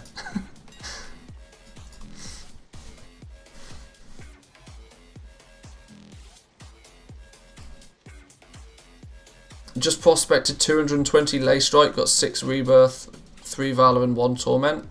Yeah, 220 lay strike is not even close to a fair amount to get any sort of prospecting rates. Try 220,000, then you might be closer to getting some accurate numbers.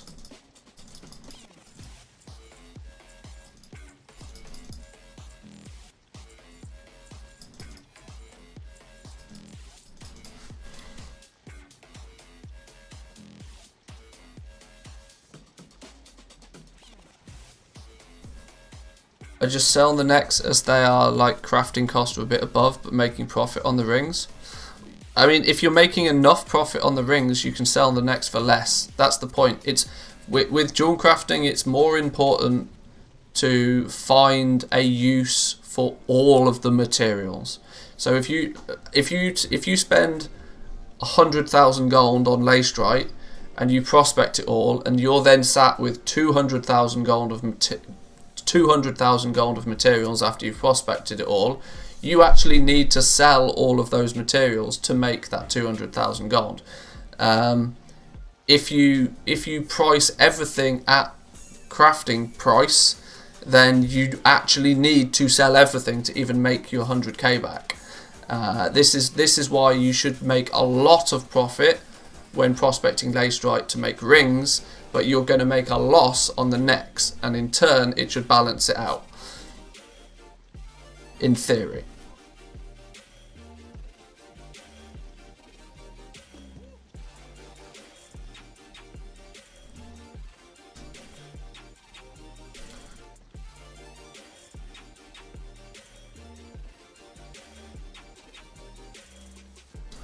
I'd trust the TSM prospecting and milling rates, they seem fine.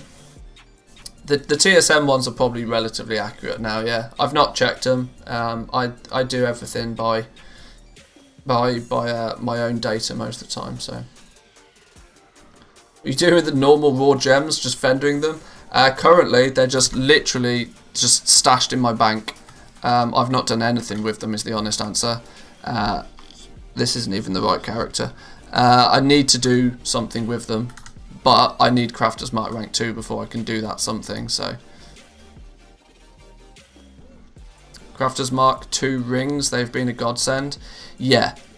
I'm very aware that by the time I get my Venari rep into place, I'll have missed the market on that one, but we'll see.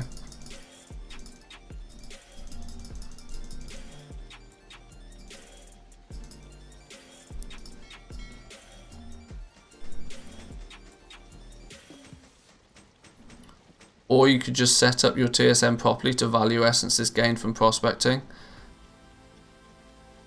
And then the cost of both necks and rings is always correct. No, that's not true.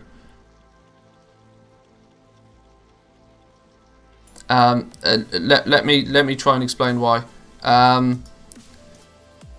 This is the art of prospecting, and this is why I've had jewel crafting for many years.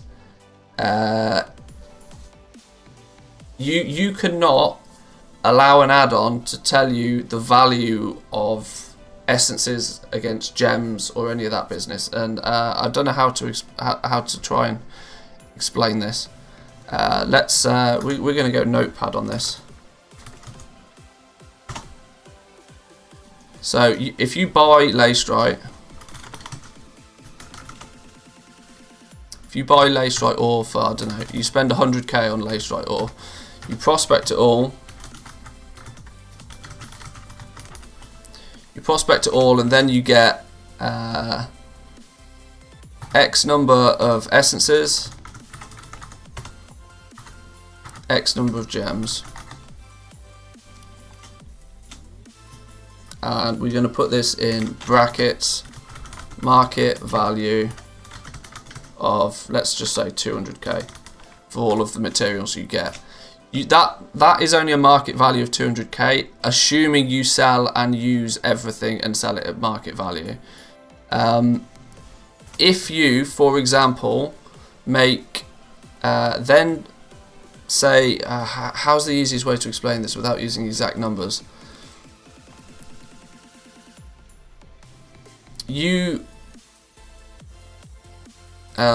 Thinking about this without coffee is difficult. So let's say you make rings and necks.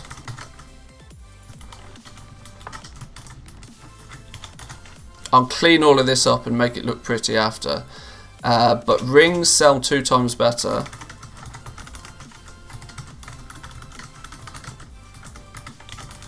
Rings sell 2 times better than necks, quite comfortably. Do then you sell your rings at the market value, or do you sell your rings at an inflated price to cover the cost of the fact that you're not selling as many necks? These are decisions that an add-on can never tell you. You can throw maths at it, sure, but if you spend 100k on ore, prospect everything, and then you look at what you have in your bags and you're like, wow, I've got 200k worth of stuff now. Cool, but guess what? You're not going to get that full market value for everything. The ratio of market value is swayed. If you can make 200,000 gold, or even if you can make 100,000 gold just from doing something with the gems, then you've made your gold back. That then makes your essences valued at basically 0. They've basically been paid for. Let me try and make this make more sense. If you've spent 100k on ore, ignore this for a minute. You get X amount of gems, X amount of essences. Your focus is on legendary rings and necks. You know though that rings sell 2 times better than necks. Now, you then realistically need to make, let's say, 3 times better than necks. You need to make 3 sales, 3 sales of 25k of rings. Hello. 1 second.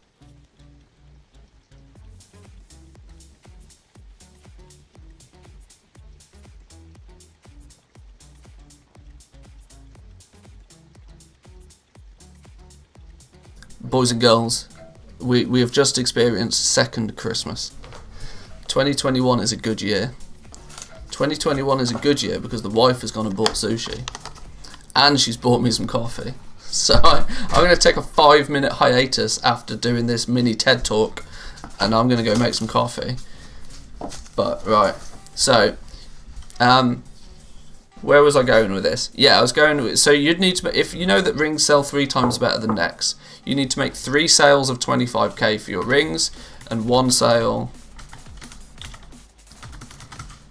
of 25k for your neck. But you didn't get equal number of materials. So what you actually need to do is this, whilst would work out at cost, most people would consider cost. You've made 100k,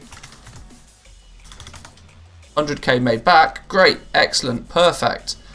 But you've still got a lot of materials left, or you know, or things just haven't worked out normally. These are things add-ons can never tell you, and I know I've fully butchered this TED talk, but you need to know prospecting rates, and you need to then price things accordingly based on a return on investment.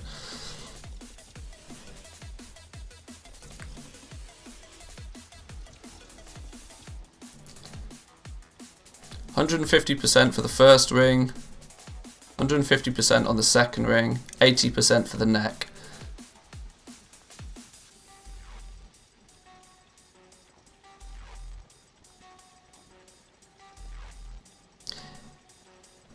Add-ons can do the maths for you, telling you what things are valued based upon, but that doesn't necessarily mean that's why you should price things. And this is why a lot of people get really frustrated, because they see things being sold on the auction house for under cost, and they don't understand why. Your average legendary neck is going to be way under what is cost. But that is because people are making considerably more gold on the rings.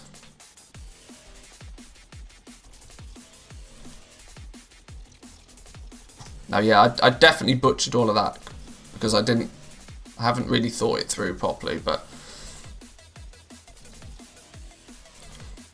either way, we're gonna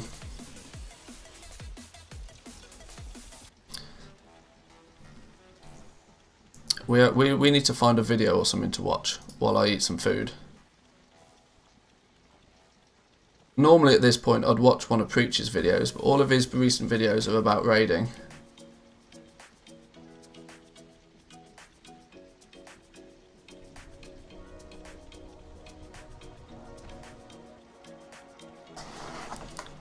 Look at my formula I posted above, paste it into your essence prices on a different profile, of course, so you don't ruin yours.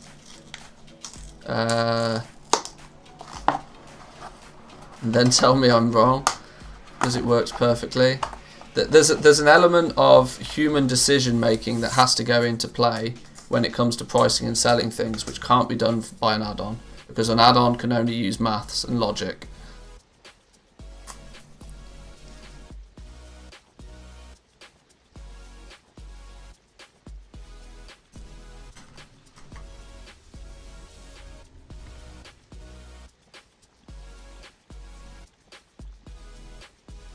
And the problem is if you assign rules to an add-on, what happens when those rules aren't followed?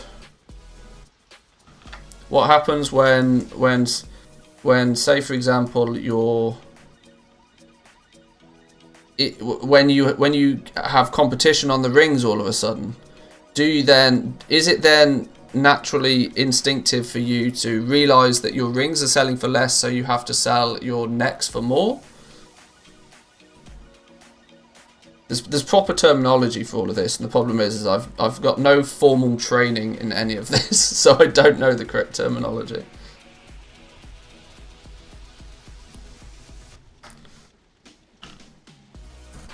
Right, I need to organise my life so I don't make a huge mess.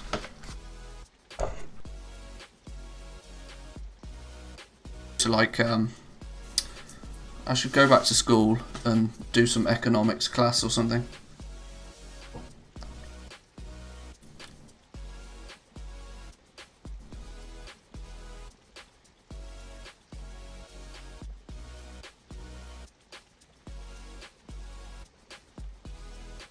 Oh, here we go.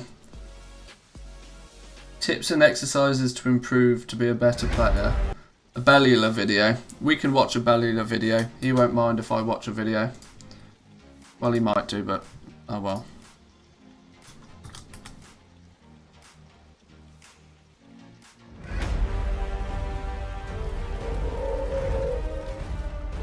You know what? World of Warcraft is in pretty damn good shape right now, isn't it? Yes, yeah, it is. There's a few quibbles. Obviously, there always is. But I'd say this is the most engaged I've actually seen people with the game in a long time. Because it's fun. fun. I've always found that if you really want to enjoy something, the best way to do that is to get deep into the weeds.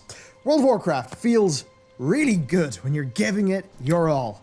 Even if you're not doing high-end content, because it turns out the developers actually developed quite a bit, and you actually miss out on quite a lot when, you know, you're kind of not really going for it. So, Yuck, Bellula. if you want to unlock a better, more enjoyable, more rewarding experience out of World of Warcraft, then you know what? It's time to level up. It's time to get a bit better at the game. That's what we're going to do today. Bellula's a bit Also, corporate it's though a nowadays, new year, I do get it. And that means we're refreshing our Patreon loot. We're not quite done yet, but here's a little teaser of the thumbnailing and the concept stage. It's the very, very early stage of actually doing art for a few of the January pieces. So you will get all of that. And also, if you like the idea of having a real nice ornate sword pin, then this month also will be up your alley. We will have, of course, You'll be up my where? To share soon enough. But for now, there you go. That's the teaser of the January 2021 Patreon loot. Big thanks for all the support. True. And with that said, let's go and let's get better at World of Warcraft. But look. All right. To be fair though, it's a 25-minute video. He's only padded for 1 minute 30. What does getting better at the game even mean? Because here's a hint. It's not just DPS. It's not just doing the fight mechanics. It's a very simplistic way to look at it. There is so much more, right? You know when you find a player in a pug, right? Someone just joins your team, and then you realize, wow, with this person here, I am gliding through dungeons. And this person just goes through. They never take damage. They top the meters. And they actually seem to make the other players around them better just by being there. It's pretty incredible when you see one of these rock star players. And getting better at the game basically means becoming closer to one of those rock star players. You know, the kind of people, they're in your dungeon, and then suddenly your guild is saying, hey, do you want to join our Discord? Please, we'd like to play with you. Do you reckon they should make Auction House PvP gear? A proper Auction House transmog set, so you can be that guy. That just by being in the auction house, you make everybody else profitable. Gonna do react videos now? While I eat sushi, yeah. Some special, like, maybe that could be the next mount. Like, the next Longboy mount. It gives a buff to nearby goblins, 5% extra, or no auction house listing fees for nearby goblins. How cool would that be? More. So how then, right? How do you get like that? What do they have that you don't? Is it more gear? Is it a better class? Maybe they play the game more? Those things could be a bit true, but in a way they're just excuses. It all comes down to learning and practice, right? Knowing what can happen and then being able to deal with it like a total boss when it does happen. I mean, when you see one of those rockstar players do a leg sweep and stun a whole pack of mobs at the perfect moment, You said rockstar presses stun button and cooldown without thinking. No, the monk probably saved that button because they knew when the dangerous cast would be coming out together. And by practice, and I mean practice, not just playing the game a whole bunch, actually targeting what you're not that good at and trying to improve, that kind of practice. By doing that, by actually paying attention and not having, you know, tens of hours slip away in a numb trance, you can actually get really good at World of Warcraft. Tens of hours killing and skinning mobs, right? And you can get so much more out of the content the team makes. I'm just trying my best to somewhat relate this back to goal making, because he's not going to mention the word goal making in any way, shape or form, but although he started out by saying it's not about DPS, I guarantee he's going to end up talking a lot about DPS. Oh, the self-audit. That might seem a bit spooky, but I would say, before doing anything, audit yourself. What do you suck at? There's nothing to be embarrassed about, you know? Do you get great parses, but actually not really that good parses for your item level? Back to DPS. Do you look at the raid logs and do you see gray or green parses for your item level? Or maybe a target gets enraged and it's soothable and you don't do it. Are you that paladin who doesn't fling a word of glory out to a really damaged teammate, right? Who doesn't help the team out? Is there more you could be doing? Be honest. Think about it. What do you suck at a bit? Write it down. We all suck at lots of things. There's no shame. And then, right, it's just a case of taking your list of things you're not that... Belila does not suck at watch time. No, he doesn't. great at, prioritizing which ones you want to get better first at, and executing on Don't that. waste on time Just like things like write gold that list making. Can you imagine that? Yeah, if you want to get better at WoW, don't waste time making gold. Just get out your credit card. Yep. I see it coming. Called it. And go and carry them through this process. Step 1 is obviously learning. You need the knowledge, and WoW has incredible resources. Wowhead, Icy Veins, class discords, WoW Analyzer, Warcraft logs, right? Manthieus' gold making spreadsheet. The information is out there, but you need to target your learning. Hell, there's even Castle Pinaplia if you want a strange way to do Castle Natria strats. I mean, look, imagine, for an example, you find yourself getting really stressed out in a hectic cleave scenario. We all have those moments in the game where it's just that type of gameplay and you get really stressed out, right? So, think about that. Undercutters, am I and right? Maybe in this case, you'd head to your class Discord and you'd look at the guides that they recommend. And maybe you would then read up on what those guides say for talents, builds, rotations in a cleave situation. And then you try to understand that. And then, of course, knowledge that cannot be applied is a bit useless. So, let's talk about practice. All right. Step 2 is practice. This is where we take our knowledge and make it useful. So, for example, right, there's cleave dummies in your sanctum hall to go and practice on. So go do it. Practice. Practice until you don't have to think about what you're doing. Are you that Destro warlock who look... Please, for the love of God, use the word muscle memory. Please use the word muscle memory. Looks at the Castle Natria logs and thinks, oh dear, I better learn how to play Affliction. But you get spooked out by Affliction, guess what? You got target dummies. You can go and do it. You really, really can. Step 3 is repeat. Nope. Because if you learn and you practice, focusing on one thing at a time, you will be a player of legend in no time, right? It really is so possible. So just make sure to revisit stuff again and again. Spaced repetition is the king for learning. Spaced repetition is the king for learning. Spaced repetition is the king for learning. Doing these things over a period of time. Now, of course, there are also things that are difficult to practice, right, repeatedly, like specific enemy mechanics. Here's what I would say. If you practice on the things that you can practice and are really good at those, you will have the mental bandwidth. Do we think that Belila actually writes his own scripts anymore? Or does one of his team members write his scripts for him? Because a lot of this stuff, like, I've known Belila to play this game for like a million years. He's played this game for a long-ass time. Yet this doesn't sound like a script that was wrote by somebody that's played the game for a long time. Are we in a Matrix? No. I'm eating food.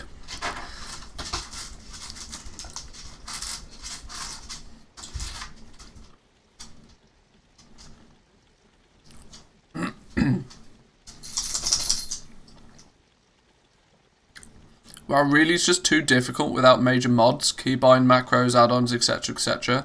I just play for free from now on and do the content I paid for a few years from now. While I do believe the reliance on add-ons is, I mean, that's a whole topic of conversation to itself, but I run with very, very few add-ons. I think that there's always a concern that if you use things like deadly boss mods, for example, that you don't learn to react to what the boss is doing, you learn to react to deadly boss mods, which means that the second you don't have deadly boss mods, you have got no idea what you're doing in that fight, which ultimately means that you're not learning the fight, you're learning deadly boss mods. Which there's a fine balance between that. Are you totally fine just doing exactly what an add-on tells you to do to get your loot? If that's the case, then cool. But to actually learn the game and to gain more skill there's a fine balance there for sure. Free to handle those things that are hard to practice. As an example, you know those times when there's boss mechanics to do and you've got to move your character and you're sitting there being like, damn, I need to move from here to here, I need to not walk into this person, and also I still need to do damage. That's a big disaster. But if you have practiced just knowing, okay, second I move, this is the damage thing I do, and I don't have to think about it. If you've got that really well practiced, then yeah, you'll... Preach did some really good videos on this a year or two back, where it was just like, well, if you've got to get from A to B, you want to get from A to B as fast. When Preach was maining his mage, he did some really good videos on this, talking about how that if you've got to get from A to B, you want to blink and continue DPS, or you want to be casting Scorch while you're running. Like you need to get into this mindset of always doing DPS. And regardless of actually knowing the boss mechanics or anything like that, your DPS will increase dramatically by just being aware that your uptime is probably more valuable than one slightly better piece of gear. But you know who was the real hero of this? The guy that made this a thing for years and years and years, even way before Preach did it. Can any of you work out who I'm talking about? He was a hunter. He also was an avid Goldmaker. He still plays Blizzard games, but doesn't necessarily play World of Warcraft anymore. Can any of you guys work out who I'm talking about? This guy was making videos probably close to 10 years ago about maintaining good uptime on your damage abilities.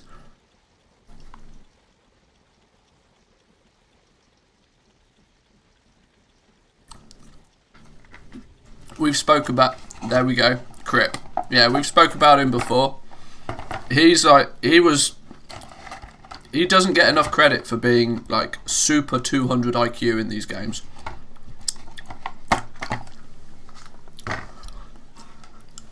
But he was he was making videos on how his hunter, I think it was Wrath of the Lich King. He was raiding through ICC and doing videos on his hunter, and literally mind-blowing level of geniusness when it came to playing these games, like light years before most people even knew it was a thing. The donkey that plays Hearthstone now, wow, he's the #1 Hearthstone content creator by a long shot. So yeah. But yeah, that guy is an absolute wizard when it comes to this game, and it's a real shame that he doesn't play the game anymore.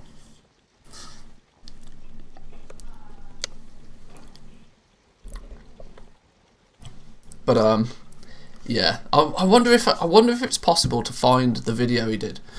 It's going to be difficult because his YouTube channel is so full of Hearthstone stuff now, but. Where's let's see if his videos are even videos sort by oldest. Yo, check this out, look, see? This is my point. We'll forget the Balila video for now. When you look at Criparian's oldest videos, one of his oldest videos from 11 years ago was how I make 20,000 gold an hour. This video is insane. Forget about the... And then he had this one, how to do top DPS in WoW. Can you you may notice, where do you think I got my inspiration for my thumbnails from? Yeah. Let's watch this video. There is stuff in this video I guarantee to this day is still super relevant. This is the first part of the... Yeah, listen to that microphone though, but this was 2009. 2009. This guy was a wizard. Series of videos which I'll show you how you can abuse the auction house for great profit. And particularly in this one, look, he's still got arrows in his bags. This is back in the day where hunters actually had to buy arrows Looking at these gems, this looks like Wrath of the Lich King to me. Majestic Zircons. Yeah, that's Wrath of the Lich King, isn't it? Show you exactly what I do to make as much as I do, and how I do it. When I first started trying to get money, I, like many of you, Let's just note for a second how much gold he has in his bags there. He has 115,000 gold. How many people do we know in this game that don't even have 115,000 gold now? And he was doing this back in 2009. That in today's money is like 5 million gold. started farming various things. Started farming moats, started farming, materials, ore. And then I started moving up to farming instances, old world, things like that. Yeah, I over time began to streamline the process, and I was farming Dire Maul. This was a little bit over a year ago. So in 2008, farming Dire Maul. I made about 700 on average gold an hour farming Dire Maul North 5 times an hour. And that was when 5 times an hour was the lockout. It got changed to 10 times an hour, like in Wall of the Draenor, I think. That means playing your heart out for a full hour. That's what that means. So it was alright. At the time, I thought I was making more gold than anyone else could have made. The issue with farming is that you're always going to have a cap to how much you can make. You guys listening? Some wise words here. I wish I could turn it up. This is literally max volume though. The reason is, if you can do it, someone else can probably do it, because it's very easy to get into. So unless you get extremely lucky, you're not going to make much more than, I'd say, 1,000 an hour. Probably not even that, really. And the thing with the auction house is that cap, although it has a limit, it has so many factors that you can streamline for your benefit to increase the amount. It's maxed in my OBS as well. I literally just can't make it any louder. Amount that you make to a cap that that so far for me has been roughly 20,000 gold an hour on average. I have made more than that. I've made over 30,000 in one day, and in that day I put maybe about an hour of effort into. Can you guys just literally see what he's doing there? This is Did I just get whooshed? Oh yeah, probably. Look at what he's doing though. He's just crafting items and then listing them. But this was how the auction house worked before add-ons. You can see he's got Auctionator, so he's like way above. He's got 3 more tabs in his auction house than anybody else does. I don't need the money. Although there are many uses for it, the amount that I can make is really impossible to spend. So, I just save myself an hour a day. I could be making, 5,000-6,000 every day if I decided to do this every day. But you make that in an hour farming. I really don't need the money, so I'll let other people have it. Now, the first step to streamlining this process of selling stuff on the auction house is getting the tools that you need to make everything that you want to do faster. And I use 3 add-ons which really reduce the time that it takes to do what I want to do. The first add-on that I want to tell you guys about is MailGet. This is a very simple add-on. Pretty much when you open your mailbox, you'll have a button there that says Take All, and that's just what it does. You click that button and anything in your mailbox will be placed into your inventory in a time that is less than what you'd be able to take them out. Min-maxing everything. If you were trying to take out the items one by one, it would take you more time than it would with this add-on. So it's a nice add-on. just for reference, people should try turning off their postal add-on and turning off Trade Schoolmaster, and then try and loot an entire box of items and see how long it takes you. It's painful. The other add-on that I use is called One-Click Buyout. This is another very simple add-on. What this add-on allows you to do is, when you're holding your Shift key, if you right-click on an item in the auction house, it will automatically purchase it for you, or bid it, or whatever the more direct action is.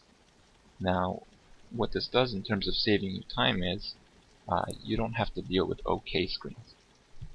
And because who wants an OK screen? This was the equivalent back then of your scroll wheel. All you boys and girls that give me grief every day for not using the scroll wheel, Crip would have given me grief in 2009. We're in the buying and selling business.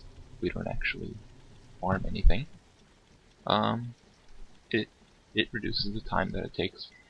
The third add-on that I use, the more complicated one, it's called Auctionator.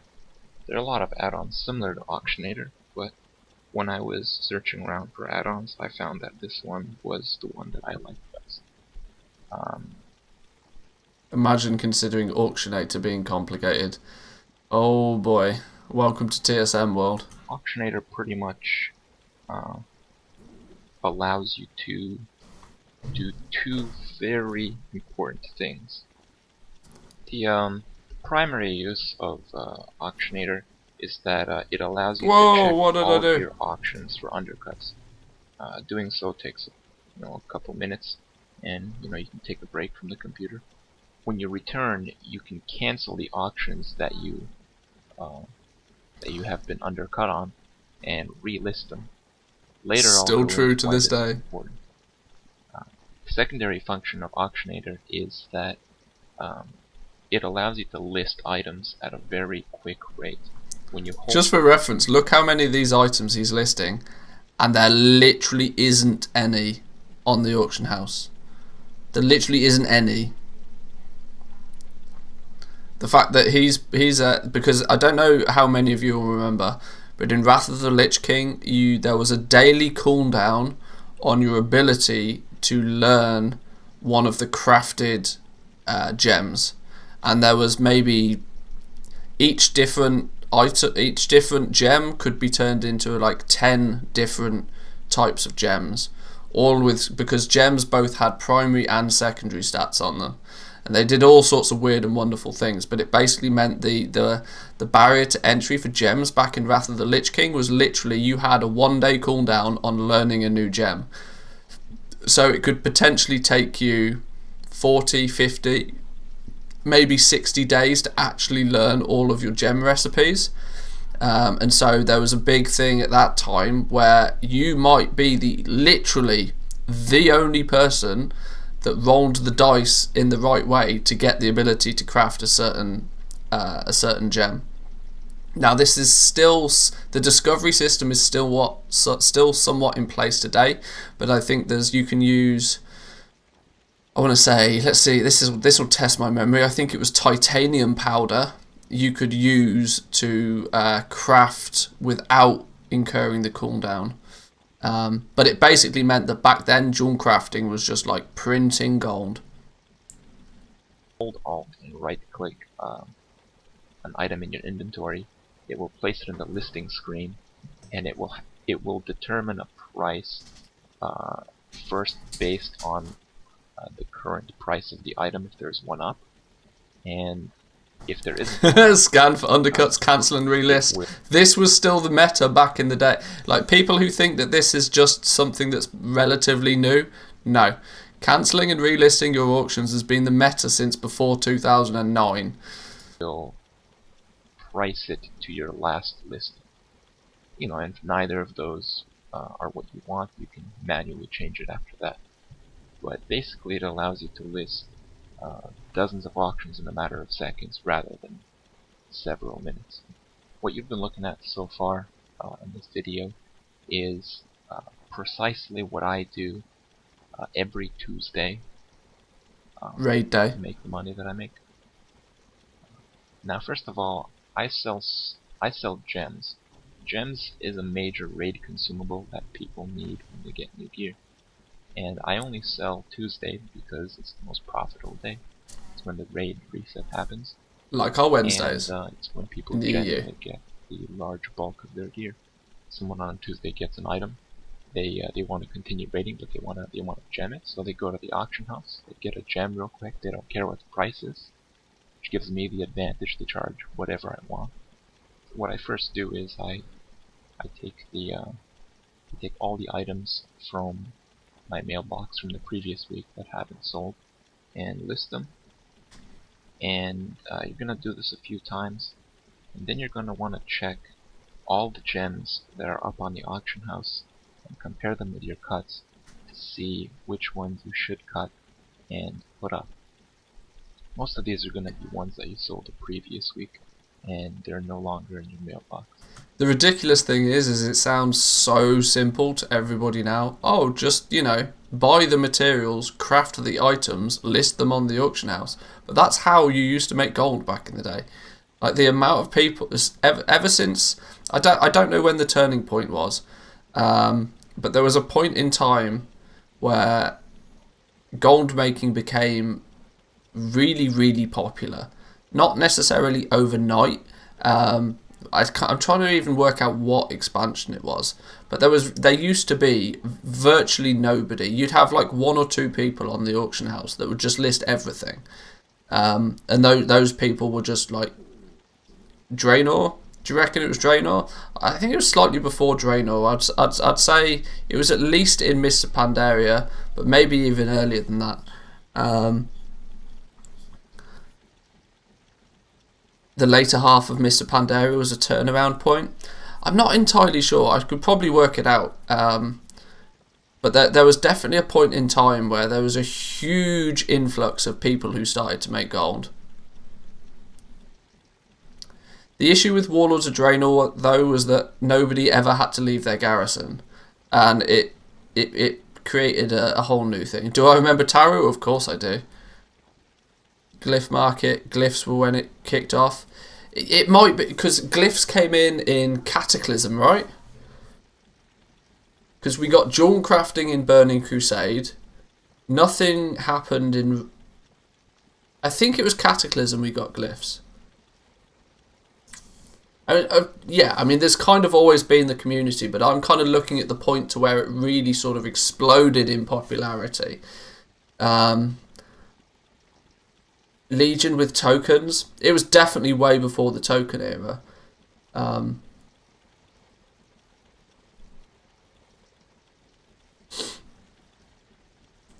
Didn't we have glyphs in Warlords of Draenor too?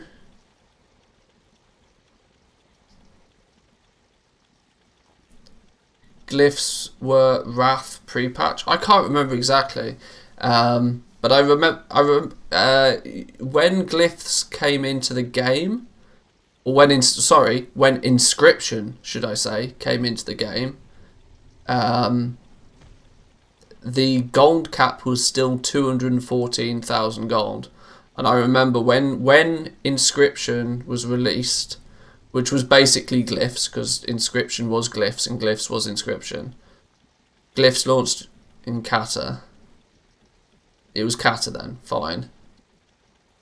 When that happened was the first time I hit gold cap.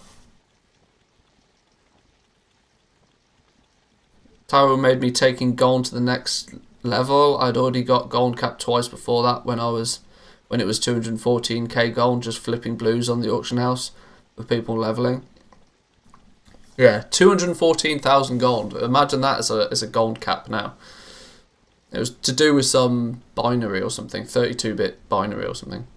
When the game went to 64-bit binary, it could handle bigger numbers. Something along those lines. I don't know what the maths is behind it. But yeah, there was definitely a point where gold cap, making lots of gold in the game sort of became not fashionable, but something that a lot of people took more time into doing. After a little while, you're going to want to check to see if your gems are still the cheapest ones on the auction house. So you're gonna click the check undercuts button. Usually I take a break from the computer for 3-4 minutes until this completes, come back, and I cancel the auctions that have been undercut and relist Cancel them scans taking 3 or 4 minutes. again. And the more Still you the check same. for undercuts, cancel auctions and put the gem back up so you're the cheapest one. The more Just quickly, let's see if I can pause it on a. more money On you're it. going to Look how much people. Just watch these numbers though. Even when there was only 2 people selling an item, look how many people were undercutting and doing silly things. monopolizing the actual item that someone is going to buy, rather than the kind of item that you're trying to sell. Now, because I raid on Tuesdays, there's a pretty big chunk of time where I can't actually check for undercuts.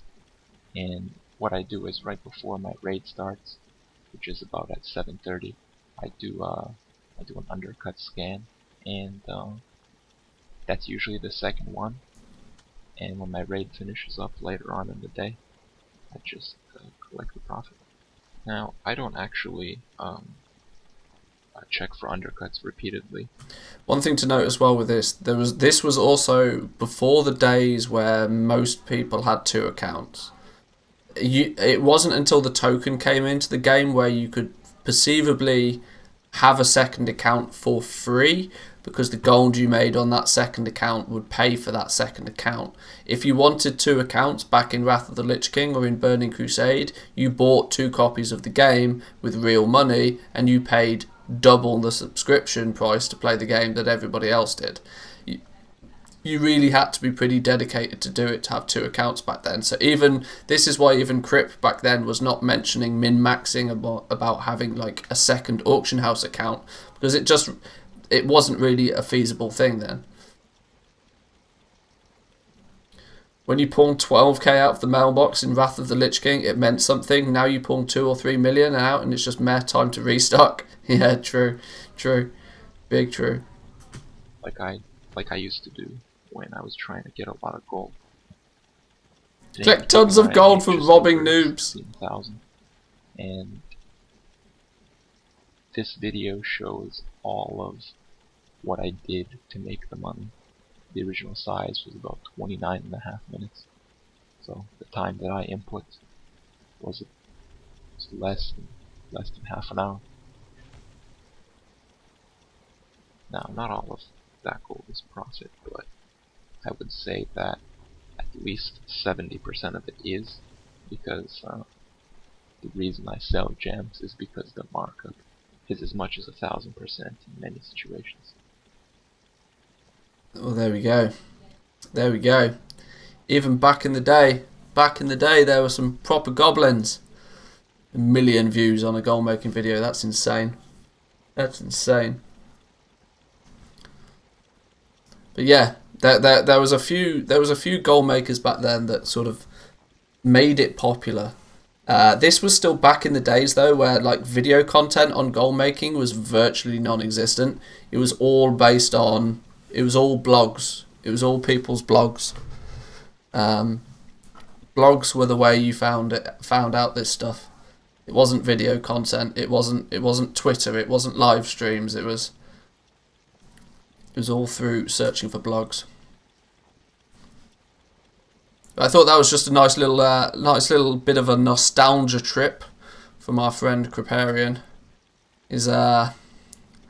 It's interesting when you go to his channel and you search for you sort by oldest videos. It's actually his. That was probably the second video he ever made, and then there was another couple on there: buying items effectively, starting your jewel crafting business. These 3 videos alone, paid blogs even locked behind a paywall. These 3 videos alone were the reason why I've had jewel crafting on my main for so many years. For probably 11 years then. It was watching these videos when they were actually first released. I'm intrigued. Buying your items for cheap. Buying your items effectively, starting your jewel crafting business, how to do top DPS. Kriparian, WoW Hunter PvP, and then you get it was Wrath of the Lich King because it was doing ICC. Look, talking about internal cooldowns. This guy was so far ahead of the game. He was so far ahead of the game. People weren't even tracking cooldowns. People weren't even tracking their cooldowns, and he was talking about how to track internal cooldowns, cooldowns that you didn't even know existed. Guy was a wizard. Shame he just shame he just plays Hearthstone nowadays. But yeah, there we go. That was a cool little nostalgia trip I felt that I needed to go down. YouTube was also new back then. Well, YouTube came out in 2006, I think. Was it 2006? So that was only the third year of YouTube existing. I think I started making... When was my first... what was the date of my very first video? Let's go your channel, videos, sort by oldest. Huh? Oh, because that only shows the public videos. Yeah, I'm for reference, I'm not a 4-month-old creator. Maybe I need to look at that on my actual dashboard. When was the first time I made a video? I think it was 2012. Silent Thunder as well. I knew that guy pretty well. Yeah. Content. Uploads. Change by date. 13th of July 2011 was my first ever video. An introductory guide to making gold with jewel crafting in 4.2. Oh dear.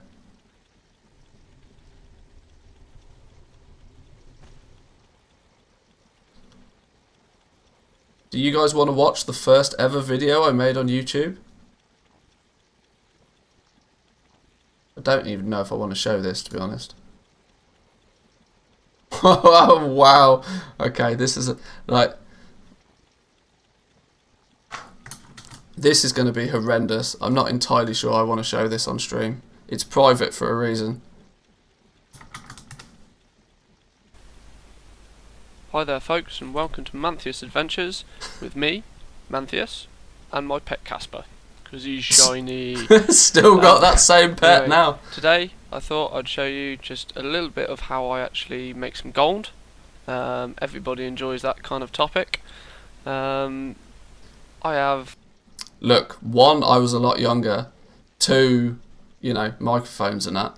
2 professions, jewel crafting and alchemy. Jewel crafting is I've had jewel crafting forever. For gold currently. Loads of money to be made from it, and pairing it up with alchemy nicely will actually make you some decent money. Please excuse my UI. Why, Casper? I've been fiddling around with it yeah, today. the ghost. Definitely. Literally, still the exact same thing today. Still not that one. Look, still got the same pet. Still the same pet to that day. To this very day. But for this video at least, you'll see what I do on a daily basis, just as well. Sort of accumulate a lot of gold, should we say. I'm one of the kind of people that likes to make sure I've got mannerisms, everything on the auction house. As you can see, still the volatile same. lives, all the sorts of flasks that will tie in with alchemy. I'll do a specific alchemy section in another video. Name change, yeah. It's still the same hunter. It's still the same hunter, but I transferred from Manthieus was the original name for the hunter, but then I moved to a different server and I played Paladin for a couple of years, And on the Paladin, I just used the same name, Manthieus. So then when I transferred the Hunter to the same server, I had to name change it because, of course, Manthieus was already taken. And so I was then trying to... I then had to change it, so I just shortened my Hunter's name to Manthie, not knowing full well that that would actually be the character I mained for basically ever. Was Gold Cap 1 million back then? In 4.2, I can't really remember. Probably. But at the moment, gems is what I'm going to concentrate on. So, first thing I do... ridiculous number of tabs, yeah. ...is go to the auction house, and any single auction that is up on there, if I've been undercut, like you see here, there's 1, 2, 3 other people undercutting me, just cancel your auctions. Get them all cancelled, so you know exactly so how much stock you've got to play with. It'll take me a minute to do this. Auctioneer and auctionator, yeah. Now, you can automate it. There is a button down here that's unfortunately covered by one of my add-ons going crazy, that will scan through the lot and will actually cancel all of your undercut items. As it stands though, I don't really want to do this, as I've got certain stuff on the auction house as to where I know I'm not going to be the cheapest. My microphone was horrendous. They can be quite costly to actually repost up on the This web. was one of those stupid like little headset microphone things. Now I think I'll probably fast forward this section a little bit, because this can take quite a lot of time if I'm doing it manually. But the whole process, I would say, 10, maybe 15 minutes a day, just cancelling your auctions, reposting them up. 10 to 15 minutes a day? Try 8 hours a day, we'll Sonny come back Jim. To this when I cancel them. Right guys, back at the mailbox. Hopefully there'll be a few auctions to collect in here, but more than likely a lot more of all my cancelled ones, so when all these come through, I'll show you the painful to watch. Next step. Now, with us being 6 months, not 7 months into Cataclysm now, I've got myself quite a few dual crafting patterns, but as it stands I am starting to sort of collect my dual crafting tokens, so I foresee soon when epic gems are released they will it'll be very nice to have a good stockpile. Even back in 2011 I was looking forward at patch notes and all this sort of stupid stuff. Ready and waiting. I think currently I've got 16 the biggest gold making line. Oh, just 10 minutes. Yeah. Whether I use those to get some more patterns or whether I save them up, I don't know. Let's find out and see how long it will be before we get some epic cuts. This video is literally telling you nothing. Epic cuts were my main source of gold. As you can see currently, I'm sat on a quite nice almost 350,000 gold. I'm not sure if you noticed, you probably didn't notice that there, but this server was, I can't remember the name of the server, but Method was on this server, which was the entire reason I was on this server. This was whilst Method was a big guild, but they weren't like the best guild. Or maybe they even were back then, I can't exactly remember. But I was on this realm because Method was on the realm. This one character, and to be honest most of it has been made just by this one simple daily process of cutting gems, posting them on the auction house, keeping them the lowest price on there, as I will show you in a subsequent video some tips and tricks to keep your profit margin as high as possible. Now I remember being on this server and I actually used to regularly sell Dark Moon cards to Roger Brown. I used to basically just craft the cards and sell them straight to him. I tend to keep 3 of each gem cut at any one point. This can differ depending on your server. Stock 3 of everything, list everything. Walmart approach. I am on Xavius, so any method. Oh, there we go, Xavius, there we go. Fans out there, you'll realise that they are the top guild on the server. They're out there doing their world firsts, and I'm sure at least a few of them are buying the gems from me. A lot of them were. Each one, no more than 24 hours. In all honesty, with it being Wednesday, I should probably only be posting these for 12 hours, as there's a good chance they'll get undercut. And if they do get undercut, you are going to lose your deposit by cancelling. And as you can see, the deposit can be quite high. There's a good chance you'll get undercut on reset day. Yeah, try getting undercut in 3.5 seconds. It's something that I wouldn't overlook. As a high deposit in the long run can cost you quite a lot of money. But each one of these gems, even Regal Dream Emeralds, probably don't sell very often. But even when they do, at 20 odd gold, I'm still making at least 10 to 15 gold off selling that. So if it takes me a few attempts to sell them, bank, balling. Deposit is not too much of an issue. And here we go. That's 4.2's only just out. Some gems are astronomically high in price. 100 gold, astronomically high. 100 gold. Red gems, that's quite low. Post those anyway. As you do this, Why? See, this was one thing that like it took me a long time to get my head round. Back on where was it? This one. Why the hell did I not just buy those 3 in precise Inferno rubies? Why did I not just buy 3 of them? This is what weirdly that is something that took me a hell of a long time to just like naturally get my head around. I knew all of the tricks of the trade, but then when like today, if you saw this opportunity, your first instinct is to buy those 3 and then relist them at a higher price. Or at least mine is nowadays. I had 344,000 gold in my bags, and I looked at 3 gems at 100 gold each, and it didn't even occur to me to just buy those 3 gems and then list them for whatever I wanted to sell them for. It's not like I had a lot of competition. Crazy. Ooh, red gems. That's quite low. Post those anyway. Just undercut them. As you do this, you'll kind of learn the market on your server more and more. Every server is different. I've seen some instances of servers where really, really low prices, but you could sell 10 to 15 of each gem a night. Whoa, hold the phone. On a big server you could sell 10, maybe 15 gems a night? Are you serious? Oh god, the game is so different now, it's ridiculous. Xavius isn't the best server for raiding. There is only 1 or 2 guilds that actually... Not the best server for raiding. It had method on it. What was I talking about? It had literally the world first guild on it. Raid heavily on here.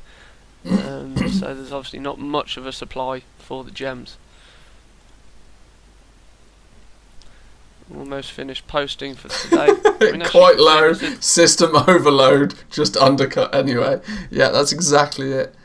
Isn't a process that takes a long time at all. Using Auctionator add-on makes the process of actually selling nice and simple.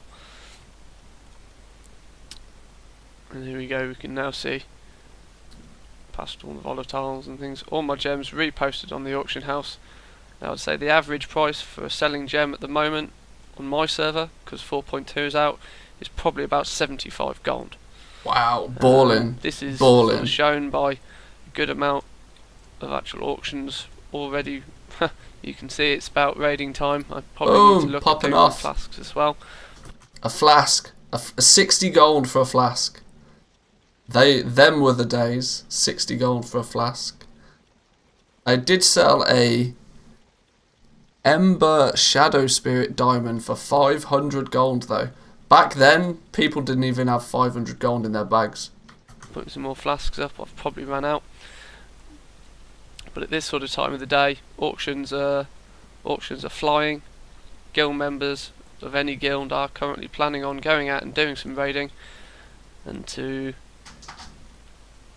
have all the gems all up and running for the gear that they've got will be of a what am I high even priority saying to a lot of people. So for now, this is part 1 for me, Manthieus, and for my cat friend who's deciding to hide under me. Stupid cat. What am I even talking about? Over and out. Bye folks. Horrendous. horrendous. But that was my first ever video back on July the 13th, 2011. So whilst my YouTube channel for most says that I've only been doing this for 4 months, that's not necessarily true.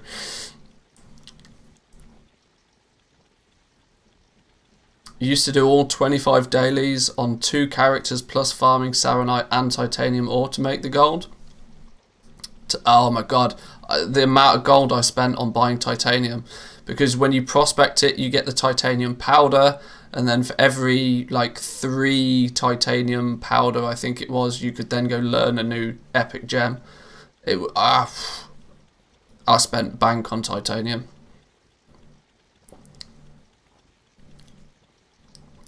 But yeah, that you can tell like some of my inspiration for jewel crafting came very heavily. Oh, we've been disconnected. Lovely. Very heavily from Kriparian. I don't necessarily know how we got onto that topic, but we did. So still better than plenty of the vids you see today. Well, the problem is back then I was creating a video not for the purpose of getting people to click on it to watch it to see ads. Back then it was very much purely the case of you make a video because you want to try and, you know, teach somebody something. There was no such thing as monetization on YouTube then, so...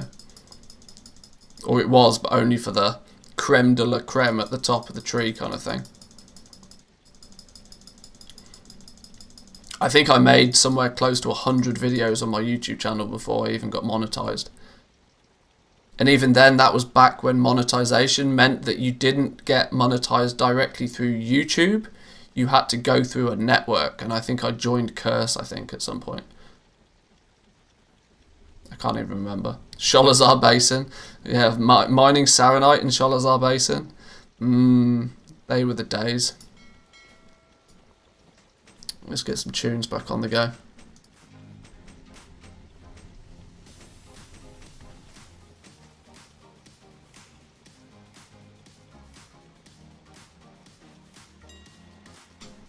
But yeah, well, when you kind of take a step back and you look at how the game has progressed and how goal making has progressed, I fully understand why people get confused stepping into it. Because I had 5 years of practice with no competition, with no add-ons to learn, with I had all the time in the world. If I spent the entire week crafting a bunch of gems and listing them on the auction house, I could do that.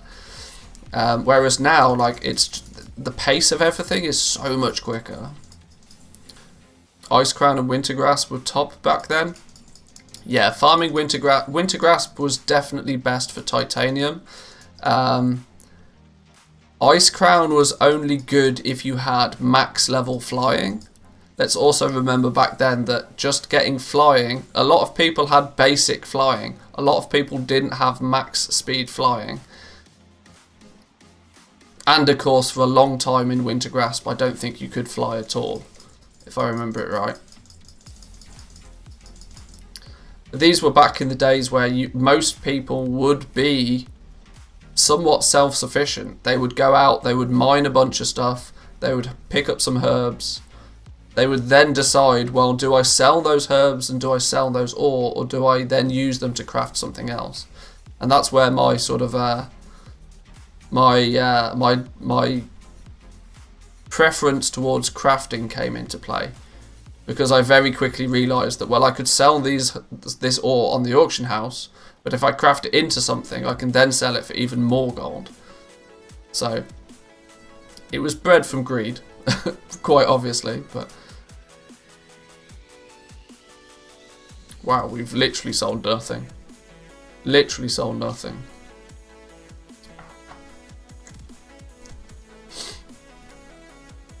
But yeah, now you look at that and it was all about making like 20, 30, 40 gold profit on selling a gem. Now it's looting mailboxes for 2. What did we do earlier? What was the mailbox we did earlier? 3.1 million gold. 3.1 million gold from 24 hours worth of sales. 6 million gold in the guild bank, 3 million, 2.5 million gold on hand. The numbers are just much, much bigger now.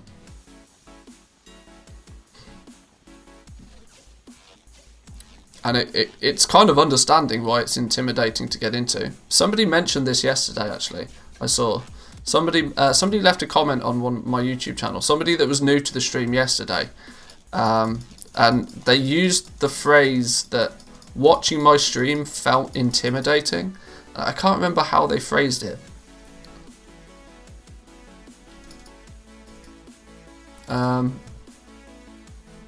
Where is it? Where is it? Comments. Here we go.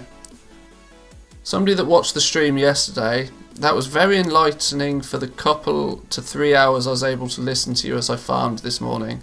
It's almost intimidating to hear about the amount of knowledge yourself and some of the others in the stream chat have that as a newbie such as myself faces when stepping into the arena. But so much fun as I slowly wade into it further. I can't wait to get more comfortable with the familiarity of TSM moving forward. Just started this journey a few weeks ago and TSM is a gold mine in a language that I'm slowly learning. Loved the stream, thanks man. It's interesting to hear that's not the impression that I try to give off with my streams. Now the difficulty is when you stream for like 3-4 hours a day, you're going to get caught at an off moment. But there is definitely a huge mountain to climb, and I get why so many people just stroll in and are like, well, how do I make gold? I've got no idea.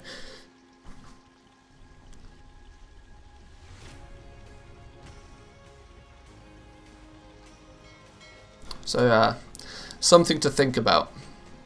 Whilst I'm very aware that the stream, at least, I try to keep my videos like one level lower than the stream. I usually I let my stream just do what the stream does, and I know a lot of the time the stream gets very, very meta, very technical, and you've got to have at least a foundational knowledge of gold making in the game to really get the most out of the stream, I think. And I think that's probably the case with a lot of live streams. But I like to keep I certainly like to keep my videos a little bit more down to earth, I guess. That's at least my plan.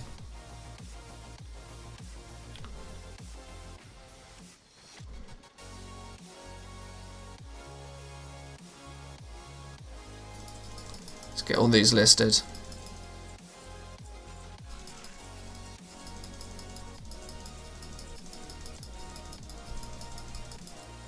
There we go. Let's get all those up on the auction house.